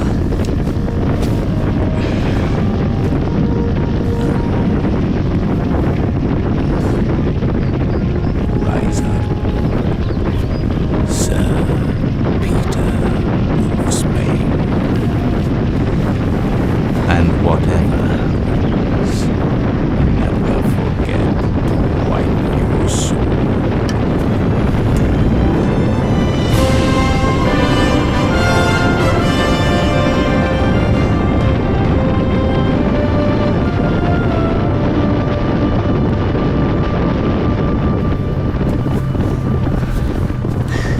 We will rest here for a moment. Thank goodness. I never thought anyone could walk as far as we've walked. Stop complaining. It's no use, though, Queen. They must have reached the stone table by now. Perhaps the wolf will smell us out and bring us news. It cannot be good news if he does. 4 thrones in Caer Hanavel. How? If only 3 were filled, that would not fulfill the prophecy. What difference would it make now that he is here? He may not stay long. He would fall upon the 3 at Caer. It might be better to keep this one for bargaining. And have him rescued. We better do what we have to do at once. I would like to have it done on the stone table itself. That is the proper place. That is where it has always been done before. A long time now before the stone table can again be put to its proper use. True. Well, I will begin. I hear someone coming. I have seen them. They're all at the stone table with him. They have killed Morgan, my captain. I was hidden in the thickets and saw it all. One of the sons of Adam killed him. Fly! Fly! No! There will be no flying. Go, quickly. Summon all our people to meet me here as speedily as they can. Call out the giants and the werewolves and the spirits of those trees who are on our side. Call the ghouls and the boggles and the ogres and the minotaurs. Call the cruels, the hags, the spectres and the people of the toadstools. We will fight! Fight! Have I not still my wand? Will not their ranks turn into stone even as they come on? Be off quickly. I have a little thing to finish here while you are away. Yes, Your Majesty.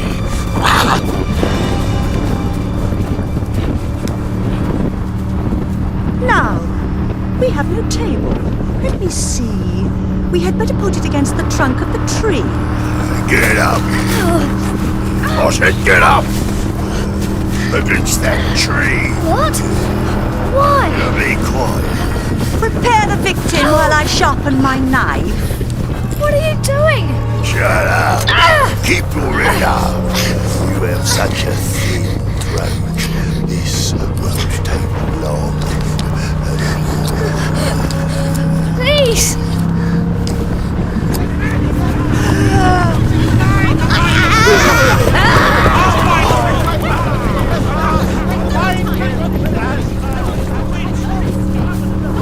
Untie him. Give him some wine. Here you are. Now drink this. I'm steady now. You'll be all right in a minute. What's happening? It's got the witch. I thought you had her. It's dark. I didn't see her after I knocked the knife out of her hand. Oh, he's after the dwarf. I don't know where he's gone to. You mean to say they've escaped? How can that be? Well, she is a witch, isn't she? I don't think I feel very well.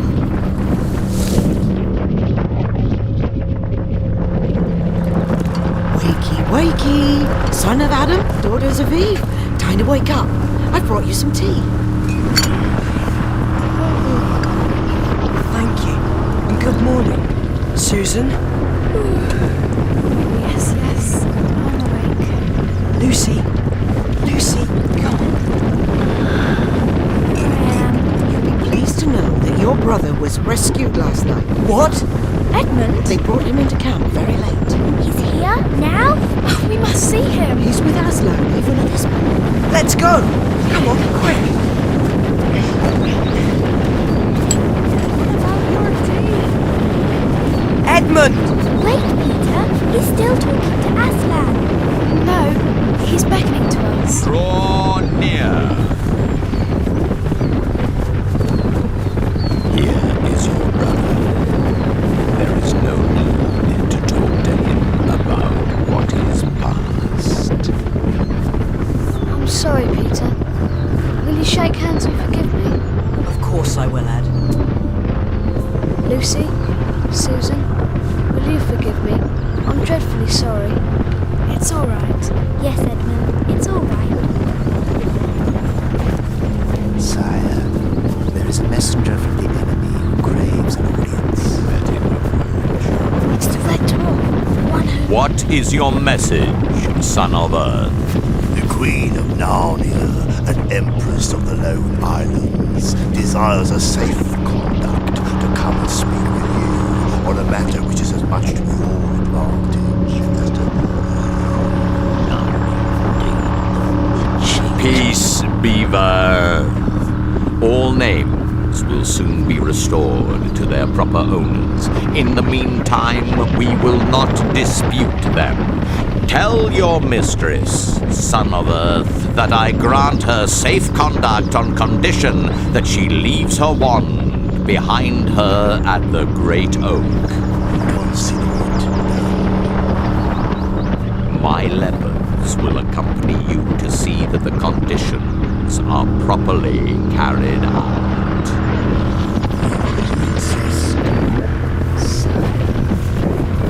But supposing she turned the two leopards into stone? It'll be alright. You wouldn't send them if you weren't.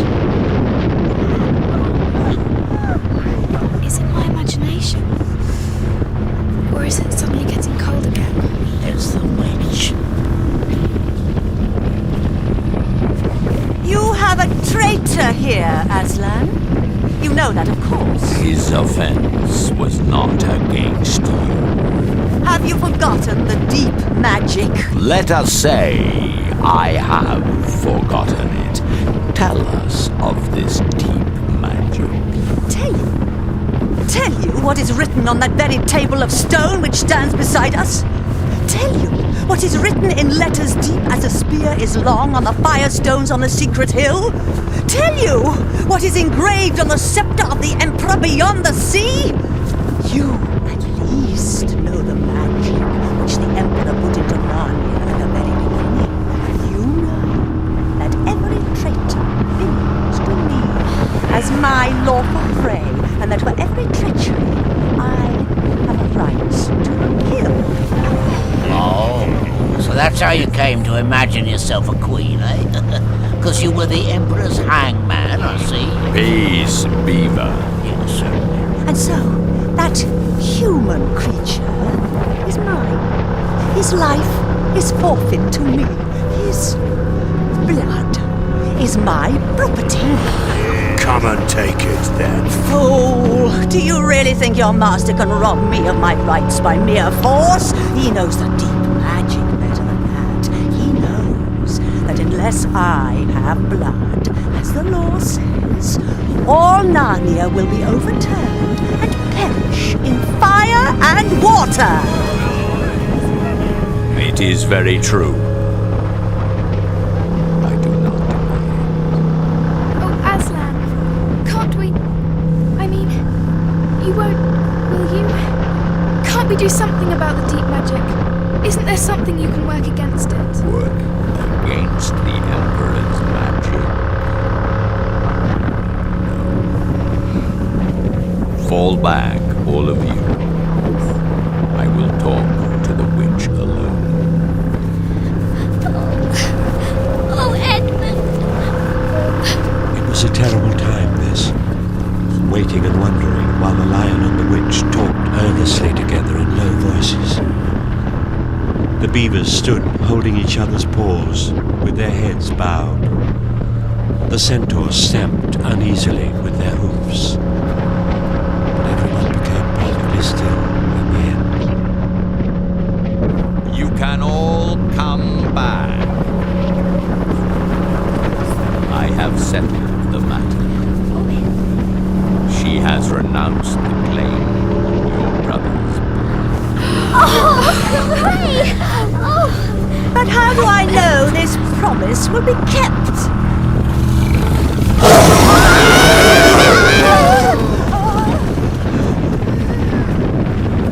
We must move from this place at once. It will be wanted for other purposes. We shall encamp tonight at the fords of Baruna. Go, prepare. Peter leaves Spain. We must talk. Yes, Aslan. As soon as she has finished her business in these parts, the witch and her crew will almost certainly fall back to her house and prepare for a siege. You may or may not be able to cut her off and prevent her from reaching it. I have two plans of battle. One for fighting the witch and her people in the wood, and another for assaulting her castle. You must pay close attention to carry them out. But you will be there yourself, Aslan. I can give no promise of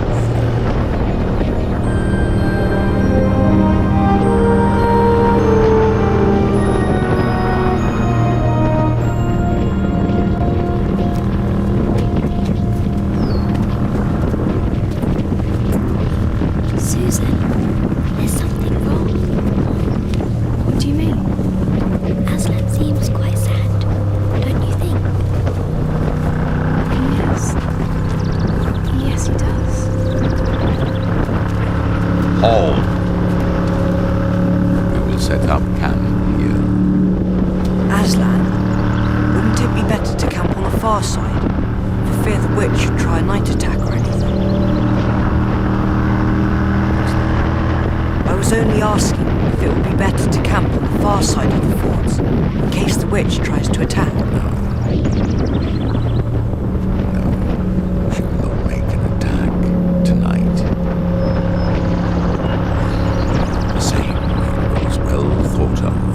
how a soldier ought to think. But it doesn't really matter. Proceed to pitch the camp. Yes, sir. Aslan's mood affected everyone that evening. Supper was a quiet meal. Everyone felt how different it had been last night or even that morning. It was as if the good times, having just begun, were already drawing to their end. This feeling affected Susan so much she couldn't get to sleep when she went to bed. And after she'd lain counting sheep, turning over and over, she heard Lucy give a long sigh. Lucy, can't you get to sleep either? No, I thought you were asleep. I say, Susan. What? I have a most horrible feeling, as if something were hanging over us. Have you? Because as a matter of fact, so have I. Something about Aslan. Either some dreadful thing is going to happen to him, or something dreadful that he's going to do. There's been something wrong with him all afternoon. Lucy, what was that he said about not being with us at the battle? You don't think he could be stealing away and leaving us tonight, do you? Where is he now? Is he here in the pavilion? I don't think so. Let's go outside and have a look around. We might see him. All right, let's. We might as well be doing that as lying here awake.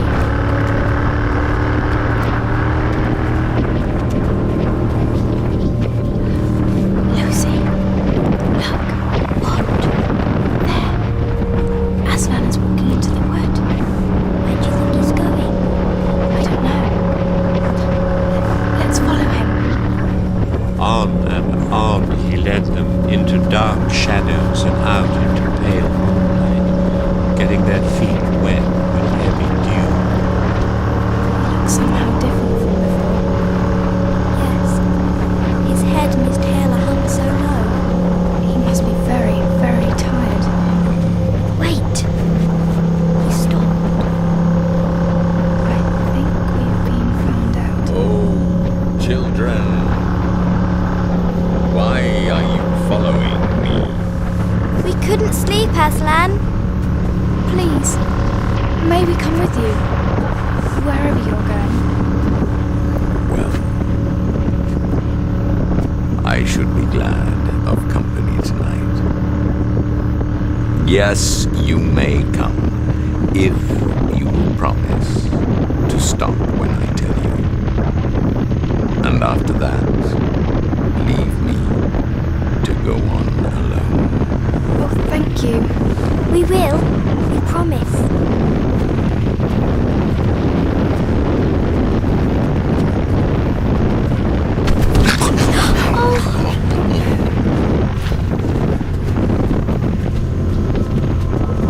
Aslan? What's wrong? Can't you tell us?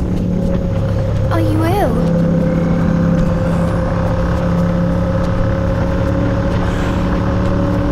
I am sad and lonely. Lay your hands on my mane so that I can feel you are there, and let us walk like that. Like this? Yes, We would do anything to help you. it is enough.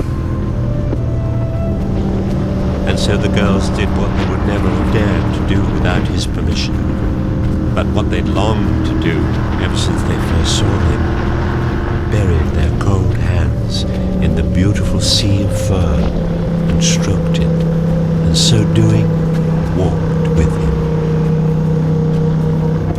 Aslan, are you certain you want to go this way? This is the hill on which the stone table stands. Here you must stop. And whatever happens, do not let yourselves be seen. No! Aslan, please don't go. The witch and her horrible creatures are waiting for you. I'm afraid. Stay with us, Aslan. Don't leave us. Farewell! Oh, Susan, what are we to do? Should we run and fetch Peter? No. Aslan didn't give us permission to do that. We will wait here. Look at them, Susan. Ogres and monsters. Oh, I can't bear to watch. Here comes Aslan, Your Majesty. The lion has come.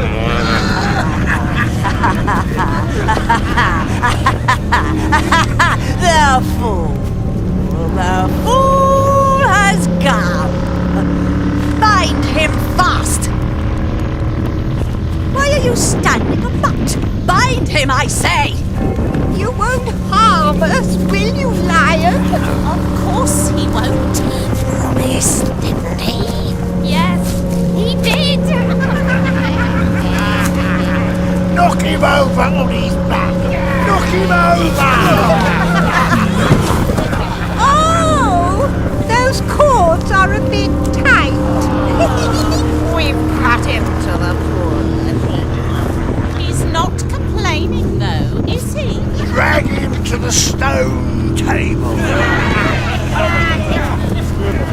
Stop! Let him first be shaved. I'll shave him all right.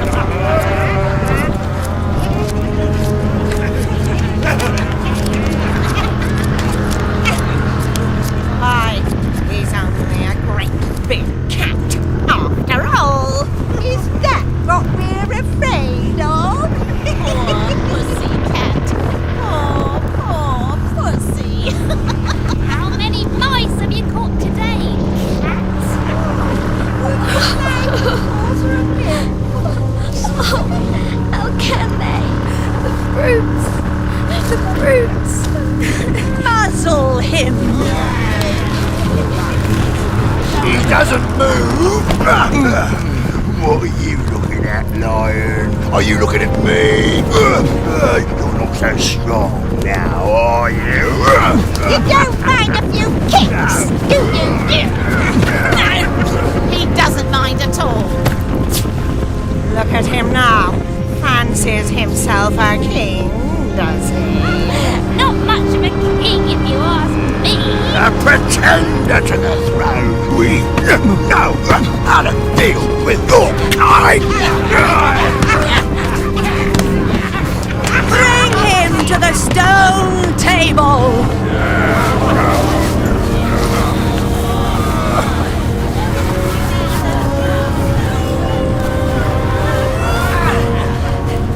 Tie him up! Tighter! The cowards. Are they still afraid of him? Even now? And now, hand me my knife. Sharpen or slaughter it myself. Good. Good. And now, Aslan, who has won? Fool. Did you think that by all this you would save the human traitor? Now I will kill you instead of him, as our pact was, and so the deep magic will be appeased. But you are dead. What will prevent me from killing him as well? And who will take him out of my hand then? Understand that you have given me Narnia forever. You have lost your own life, and you have not saved his. That knowledge, despair, and die.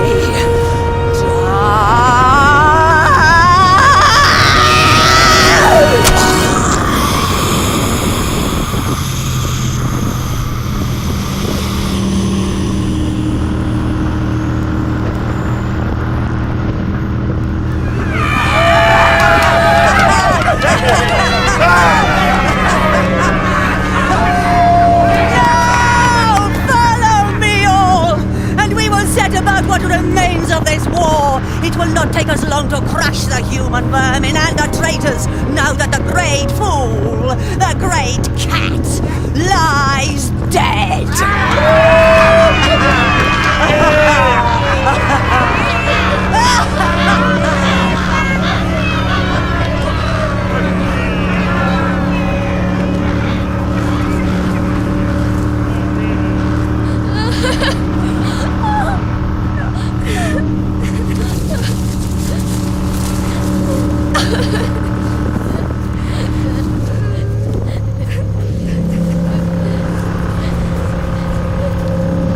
What have they done?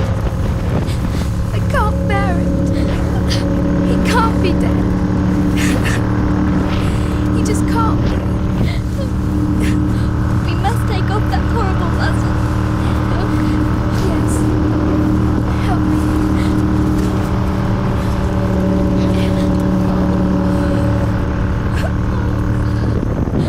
Oh, his dear sweet face. Look what they've done to him. Aslan. Oh, Aslan. Wipe the blood away. Oh, Aslan. Yeah. Let's untie him. I can't loosen the cords. They're too tight. They're too tight.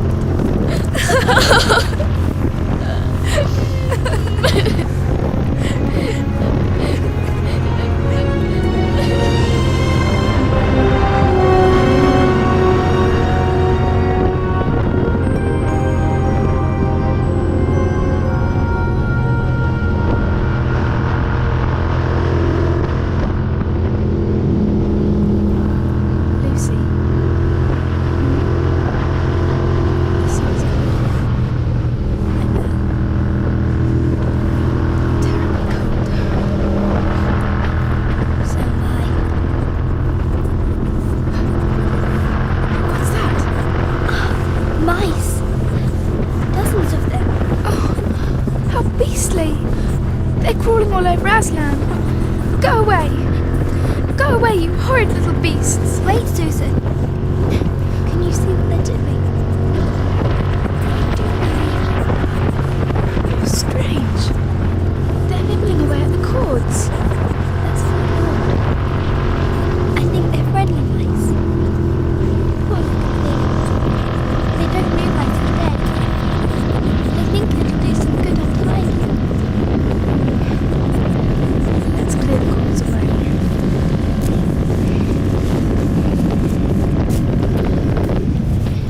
There. He somehow looks more like himself now. Without the cords on him. Yes. But I'm still so cold. Let's walk about a bit. Alright. We'll walk down the hill and come back. Good idea. They walked to the eastern edge of the hill and looked down. The country looked dark grey, but beyond, at the very end of the world, the sea showed pale. The sky began to turn red. They walked to and fro between the dead Aslan and the eastern ridge, trying to keep warm. Oh, how tired their legs felt. And at last, as they stood for a moment looking out towards the sea and Cair Paravel, the red sky turned to gold. Very slowly on the horizon came the edge of the sun. At that moment they heard from behind them a loud noise. What was that? I'm afraid to turn around. Something awful is happening. They're doing something worse to him. Come on! Quick! Oh no! Look what they've done now! The table has been broken in two! And where's Aslan? Oh, they might have left the body alone. Who's done it? What does it mean? Is it more magic?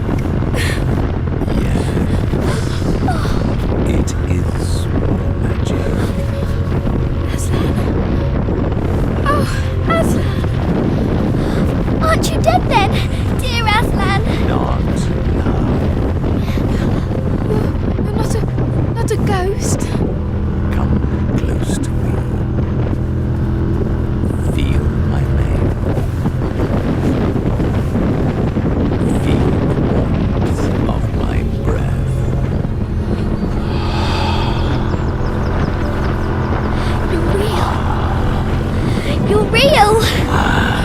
Oh, Aslan. But what does it all mean? It means that though the witch knew the deep magic, there is a magic deeper still which she did not know. Her knowledge goes back only to the dawn of time.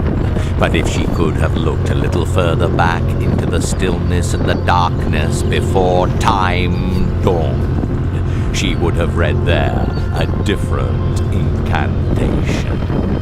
She would have known that when a willing victim who had committed no treachery was killed in a traitor's stead, the table would crack and death itself would start working backwards. And Oh yes, now? I can feel my strength coming back to me. Oh, children! Catch me if you can!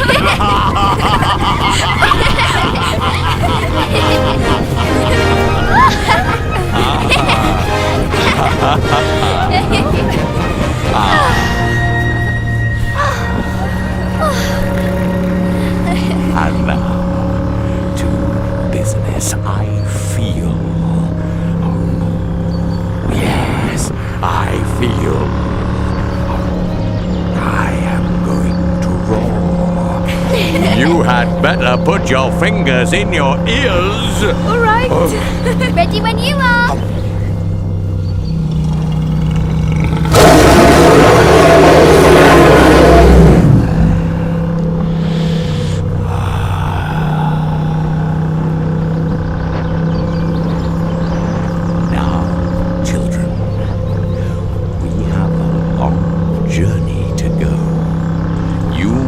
Ride on me. Can we? May we? Whoa! Climb on! But where are we going? To the witch's home. Now, children, hold tight!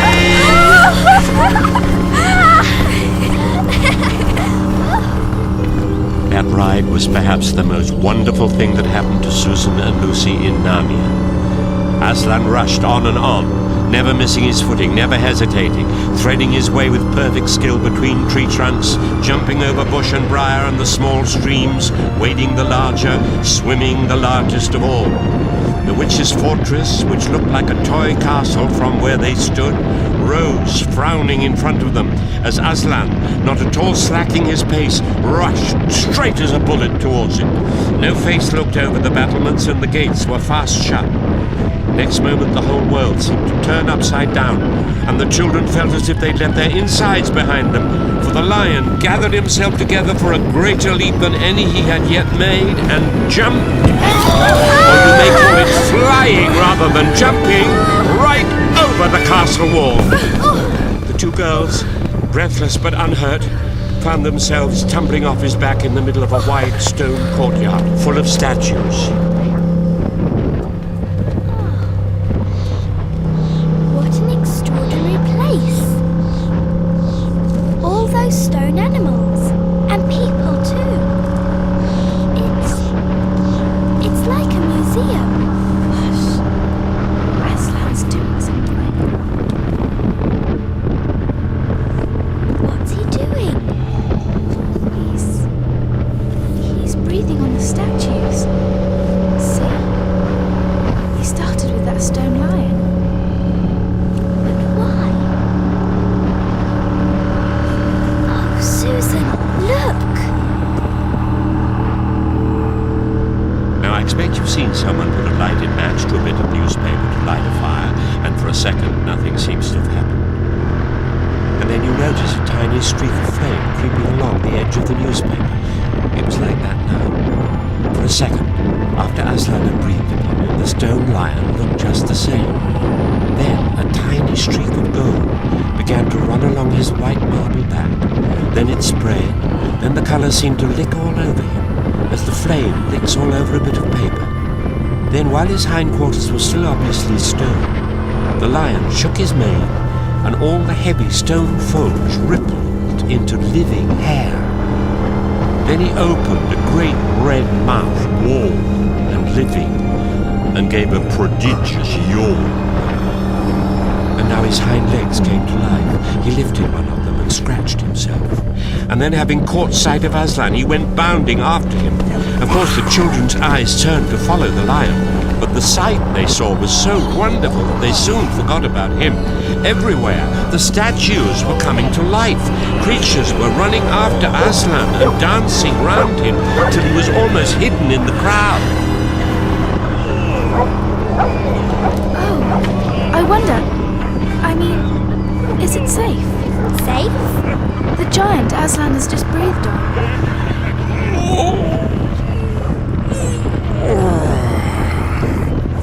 Bless me.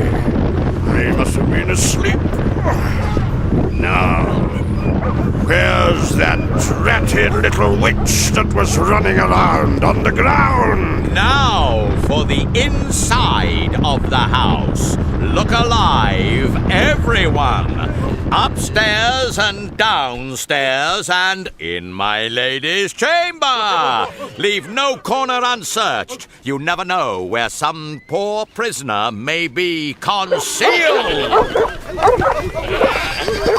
And into the interior they all rushed, and for several minutes the whole of that dark, horrible, fusty old castle echoed with the opening of windows and with everyone's voices crying out with what they'd found.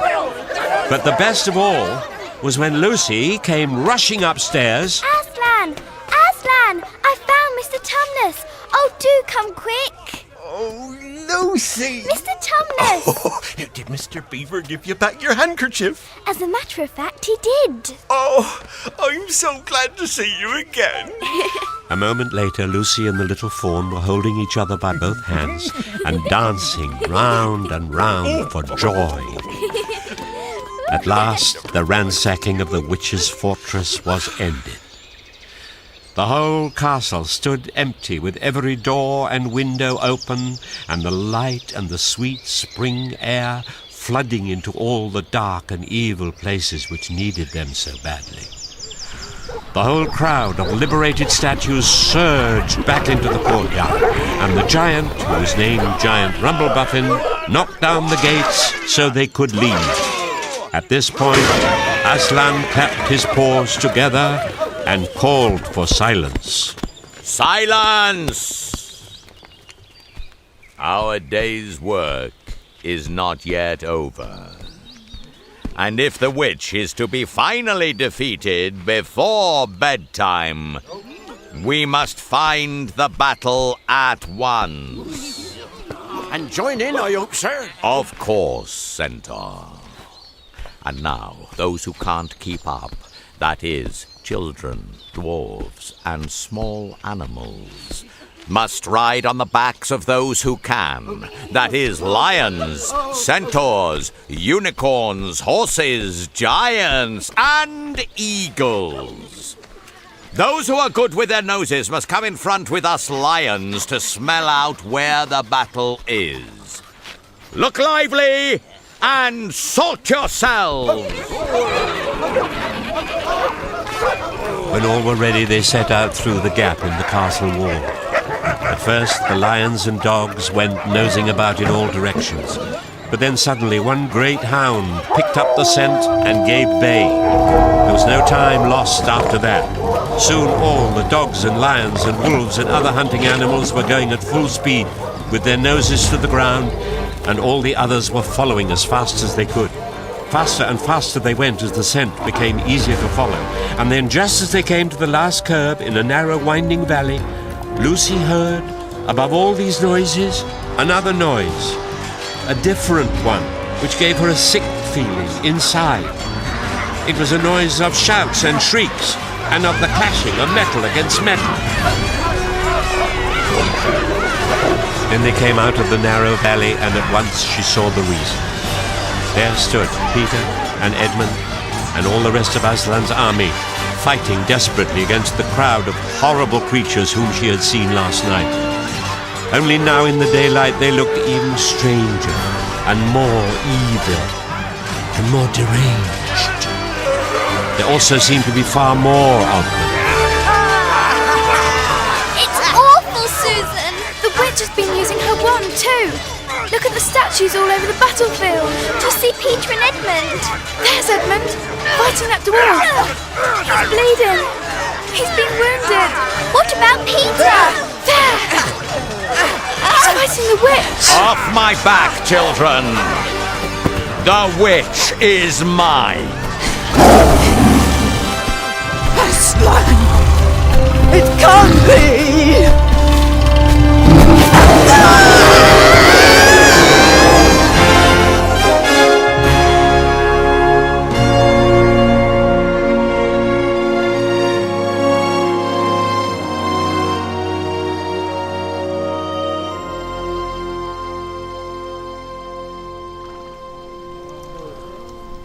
It was Edmund's doing, Aslan. We'd have been beaten if it hadn't been for him. The witch was turning our troops into stone right and left, but nothing would stop him. He fought his way through 3 ogres to where she was turning one of your leopards into a statue. And when he reached her, he had the sense to bring his sword smashing down on her wand, instead of trying to go for her directly. That was the mistake the rest of us were making, going for her directly and simply getting made into a statue for our pains. But once her wand was broken, we began to have some chance. He was terribly wounded. He's in here. I'm sorry, but he's to have no visitors now. Oh, it's you. How is he? Very bad. I'm afraid there isn't much hope, sire. Quick, Lucy. The cordial. The cordial? Oh, my present from Father Christmas. Here it is. Place a few drops in your brother's mouth. Yes, sir. Is that enough? There are other people wounded. Yes, I know. But have I given him enough? Daughter of Eve, others also are at the point of death. Must more people die for Edmund? I'm sorry, Aslan. Come with me. For the next hour, they were busy. Lucy attending to the wounded, while Aslan restored those who'd been turned into stone. When at last she was free to come back to Edmund, she found him standing on his feet, and not only healed of his wounds, but looking better than she'd seen him look for ages. He had become his real old self again, and could look you in the face. And there, on the field of battle, Aslan made him a knight. Arise, Sir Edmund. Does he know what Aslan did for him? No, of course not. Oughtn't he be told? Oh, surely not. It would be too awful for him. Think how you'd feel if you were he. All the same, I think he ought to know. Will the two of you be quiet? It's not every day your brother is knighted, you know. A few days later, in the great hall of Cair Paravel, that wonderful hall with the carved roof and the west wall hung with peacock's feathers, and the eastern door which looks towards the sea, in the presence of all their friends, and to the sound of trumpets, Aslan solemnly crowned them and led them to the 4 thrones. Once a king or queen in Narnia, always a king or queen. Bear it well, sons of Adam. Bear it well, daughters of Eve.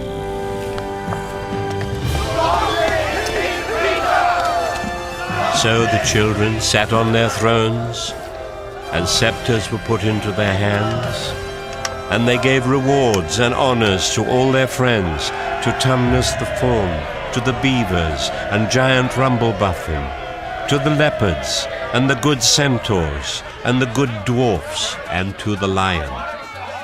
And that night there was a great feast in Cair Paravel, and revelry and dancing, and gold flashed and wine flowed.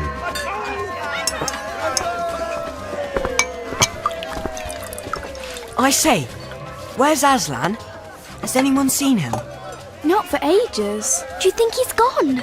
It looks as if he has. Well, he comes and he goes. 'cause one day you'll see him, another you won't. He don't like being tied down. Of course, he has other countries to attend to. It's quite all right. He'll often drop by. Only you mustn't press him. He's wild, you know. Not like a tame lion.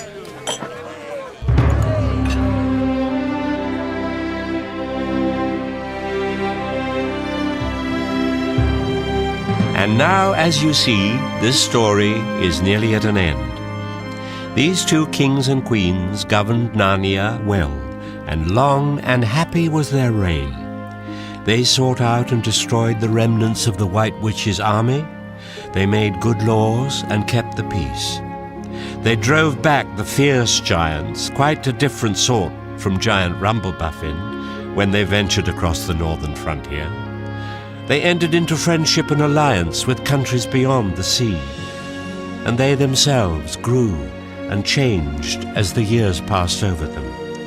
Peter became a tall and deep-chested man and a great warrior, and he was called King Peter the Magnificent. Susan grew into a tall and gracious woman with black hair that fell almost to her feet, and ambassadors of kings from beyond the sea came to ask for her hand in marriage. She was called Susan the Gentle. Edmund was a graver and quieter man than Peter, and great in counsel and judgment. He was called King Edmund the Just. And Lucy was always happy and golden-haired, and all princes in those parts desired her to be their queen, and her own people called her Queen Lucy the Valiant. So they lived in great joy, and if ever they remembered their life in this world, it was only as one remembers a dream. Whoa! Is this where the beast has gone? Aye. Fair consorts, let us now alight from our horses and follow this white stag into the thicket. For in all my days I never hunted a nobler quarry. Noble or a rascal, thou wouldst like to have the 3 wishes when thou hast caught him, I've no doubt. It is so.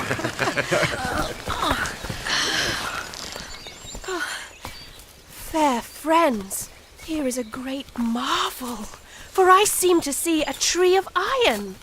Madam, if you look well upon it, you shall see it is a pillar of iron with a lantern set on the top thereof. By the lion's mane, a strange device. To set a lantern here where the trees cluster so thick about it, and so high above it, that if it were lit, it should give light to no man. Sir, by likelihood, when this post and this lamp was set here, there were smaller trees in the place, or fewer, or none. For this is a young wood, and the iron post is old. I know not how it is, but this lamp on the post worketh upon me strangely. It runs in my mind that I have seen the like before, as it were in a dream, or in the dream of a dream. Yes, sir, it is even so with us also, and more. For it will not go out of my mind that if we pass this post and lantern, either we shall find strange adventures, or else some great change of our fortunes. Madam, the like foreboding stirreth in my heart also. And in mine, fair brother. And in mine too. Wherefore, by my counsel, we shall lightly return to our horses and follow this white stag no further. Madam, therein I pray thee to have me excused. For never since we 4 were kings and queens in Narnia have we set our hands to any high matter, as battles, quests, feats of arms, acts of justice and the like, and then given over, but always what we have taken in hand, the same we have achieved. Sister, my royal brother speaks rightly. And it seems to me we should be shamed if for any fearing or foreboding we turned back from following so noble a beast as now we have in chase. And so say I. And I have such desire to find the signification of this thing, that I would not by my goodwill turn back for the richest jewel in all Narnia and all the islands. Then in the name of Aslan, if ye will all have it so, let us go on and take the adventure that shall fall to us. Allow me to lead on.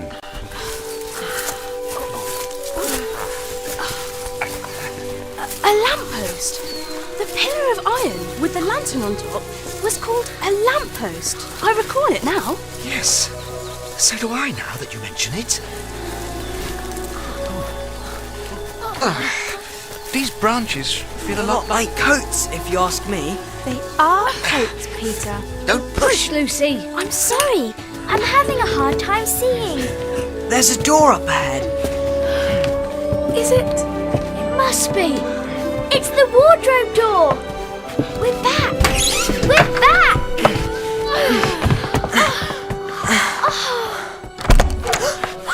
Will you children please be quiet? I'm giving a tour of the house. The Professor will hear about it if you don't behave. Yes, Mrs. Macready.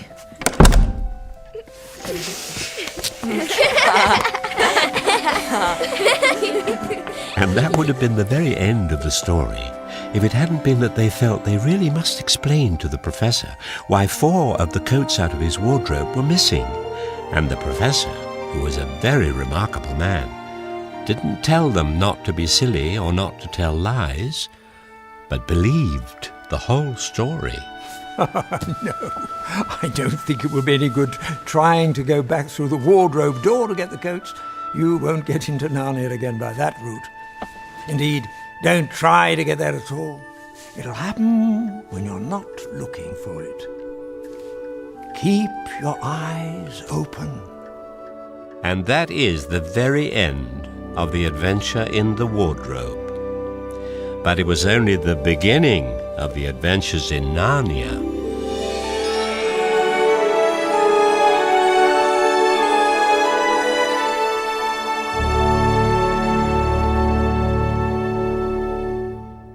It all began with a picture of a fawn carrying an umbrella and parcels in a snowy wood, Jack Lewis said about The Lion, the Witch and the Wardrobe. It was a picture he'd had in his mind from the age of 16. Then, when he was 40, he decided to make a story out of it. He confessed that at first he wasn't sure where the story would go, but then suddenly, Aslan came bounding in. Jack was never sure why. He said that at the time, he'd been dreaming about lions a lot for some reason. Whatever the reason, and wherever the inspiration came from, the world was happily treated to the 7 Chronicles of Narnia as a result. I hope you've enjoyed this dramatic retelling, and I invite you to join us again for more stories from this wonderful series. I'm Doug Gresham. The Lion, the Witch and the Wardrobe by C.S. Lewis was dramatized and directed by Paul McCusker. Sound design was by Mark Drury. Our producer was Dave Arnold. Music was composed and orchestrated by John Campbell. Our cast included Paul Schofield as the storyteller, David Suchet as Aslan, Elizabeth Council as the White Witch, Freddie Finlay as Peter, Catherine Suchet as Susan, Matthew White as Edmund, and Elizabeth Eaton as Lucy.